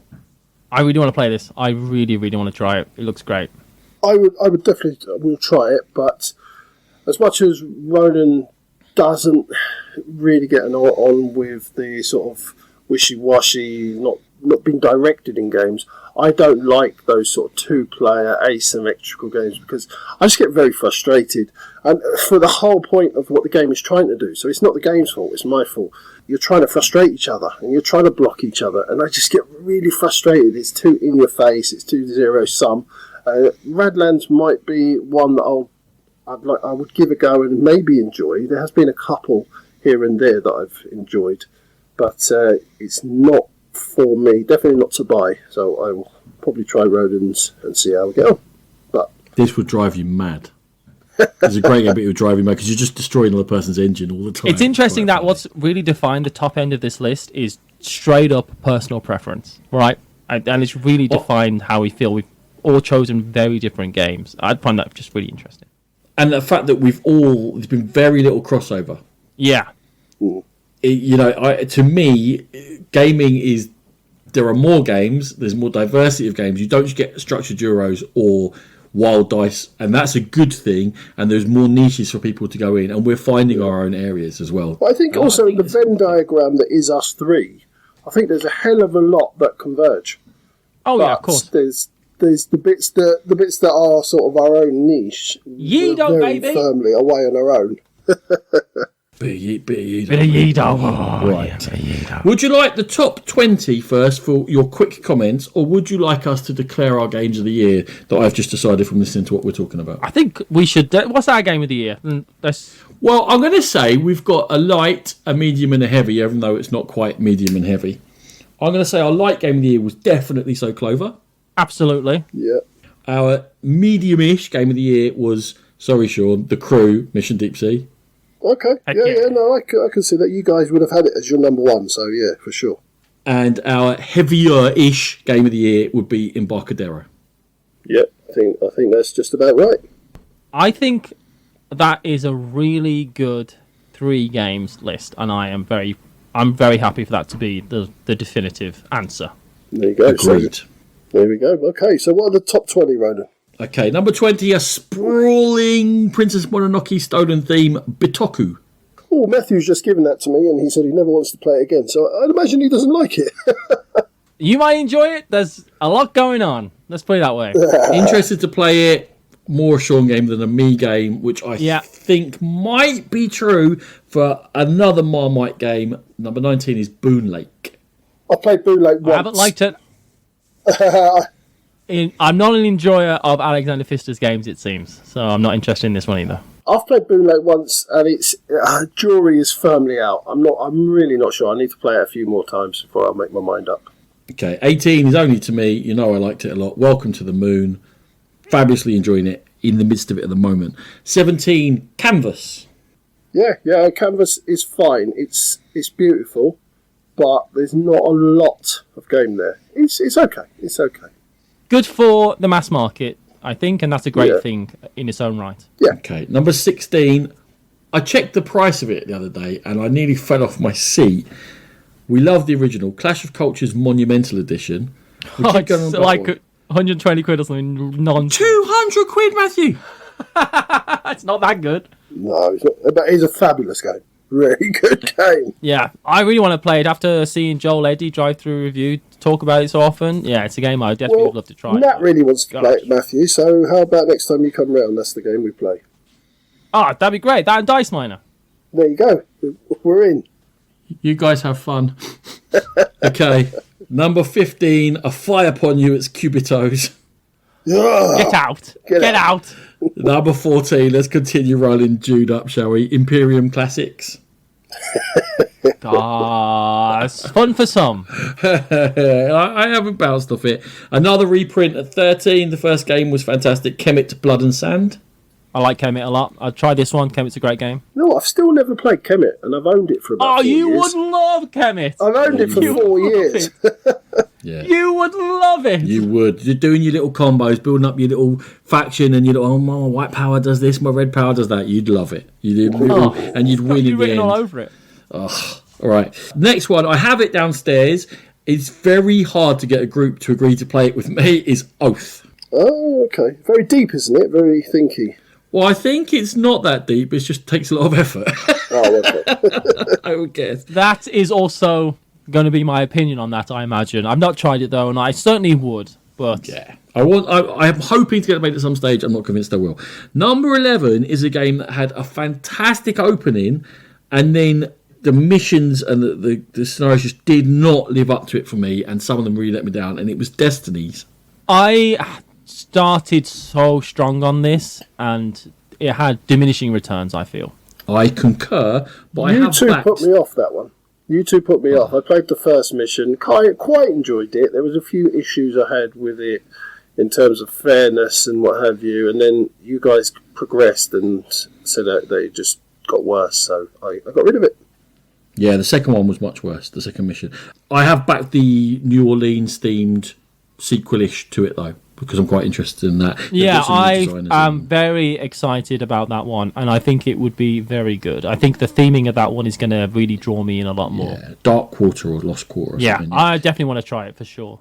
Number 10 opens up with a game that Sean has steadfastly refused to allow me to play, and he's a mean person, Meadow. Give me Meadow, Sean. I will give you Meadow. I'll bring it down on Thursday. How about that? Have you played it? I played it once. If I played it more times, it might be my most disappointing because I don't see where the fuss is coming from. Okay. I just don't see where the fuss is. It's a fun entryway game into the hobby, I feel like, and I think there's a big market for it. It's certainly one of the most beautiful games out there. Okay. And there's an expansion, I think, upstream, downstream, something like that. There is definitely more Meadow coming. Yeah. Number 9, I don't know, it's been misnamed, it should be number 1, Radlands. I almost bought it when I first saw it at PAX, I think, or something like that. So I definitely want to try it. Okay, number 8, Sean talked about it, Hadrian's Wall. Okay. Another one I want to try. Is definitely. What it is. Number 7, Marmite keeps coming up, Ank. I couldn't want to play that game any less. Yeah, I'm kind of with you on that. When I found out about the elimination, I was like, no. I'm not a fan of that entire series. Or, no. Frankly, Blood Rage, fantastic. No, for me, awful. and this is my personal preference, if it's got Eric Lang's name on the box, I'm normally out. Okay. But one you are in on is number 6, Terraforming Mars, the Aries Expedition. Yo. It's great. Yeah. Worst race for the galaxy. Number 5, Sean, put up your riot shield. It's Great Western Trail 2nd edition. Woot. I could vomit. Firmly in the middle. I know I'm wrong. I know I'm in the minority. So many people it's their favourite game. I know many people it's their favourite game. It's just not for me. I'm perfectly willing to accept that it's just not for me. I enjoyed my first plays of it, and it just dwindled away to where I'll play it. I don't mind playing it, but it didn't have anything more. And then we played with the expansion. A couple of games of that, I was done with that as well. It didn't have legs, that's all. I thought it was a good design, didn't have legs. Number 4, Shawnee, Sleeping Gods. Woot. Okay, number 3, to me, mediocrity in a box, Cascadia. I considered that for my most disappointing because after Calico, I thought, wow, this is going to be amazing. But it is a good game. I think it's a good game. It's just not Calico. I love it. I think it's fantastic. And it did not make my list, though. But it's a great game. I prefer Calico as well. You're an absolute wrong 'un. I just said I prefer Calico as well. But it's not a great game. Number 2, Matthew and I were celebrating Crew Mission Deep Sea, but absolutely horrified that ahead of it at number 1, as you know, number 4 game of all time, allegedly Ark Nova. There you go. Yeah. The public have spoken. Yeah. How often are the public right? What? Always. Yes, yeah. In this instance. Do you love our new PM, do you? Good. Okay. Embarcadero is not on that top 20, was it? Certainly isn't. Nor there was So Clover. Yeah. The travesty. Right, Matthew, thank you very, very much for joining us, taking time out of your busy schedule. You are the busiest man in gaming and or travel coverage. Thank you. Hello. It's been a pleasure. I love doing this, so thanks for having me on again. No, it's been really great, Matthew. Thank you so much. We always have a massive list of games that we say we're going to play after it. I'd hate to see the percentage of those that actually get played by the time we come around the next year. We try. We do try. You two do better than I do. Isolated down here in this tiny little village. Yes, yeah. Right. Sean, thank you very much. And Ronan, thank you very much. And Matthew, thank you very much. And everybody, thank you very much for listening to our witterings. And thank you very much to the Dice Tower, who have brought us into their network. Go there, and to the Dice Tower itself for gaming goodness galore. If you wish to download the episodes, you're listening to it now, so crack on and keep downloading. Thank you. And I always forget to admit that one. Anyway, moving on. We are on social media. We have a Facebook page, we have an Instagram page, and we're on Twitter at GamePitPodcast. Most importantly, if you want to contact us, and we really want you to contact us, we are thegamepitpodcast at gmail for our email address. We're also in Board Game Geek guilds, and pop along there to have a rant, tell us that we're great, whatever you want to do. We'll respond and we'll have a chat there. Thank you very much for listening. Music by the Aries.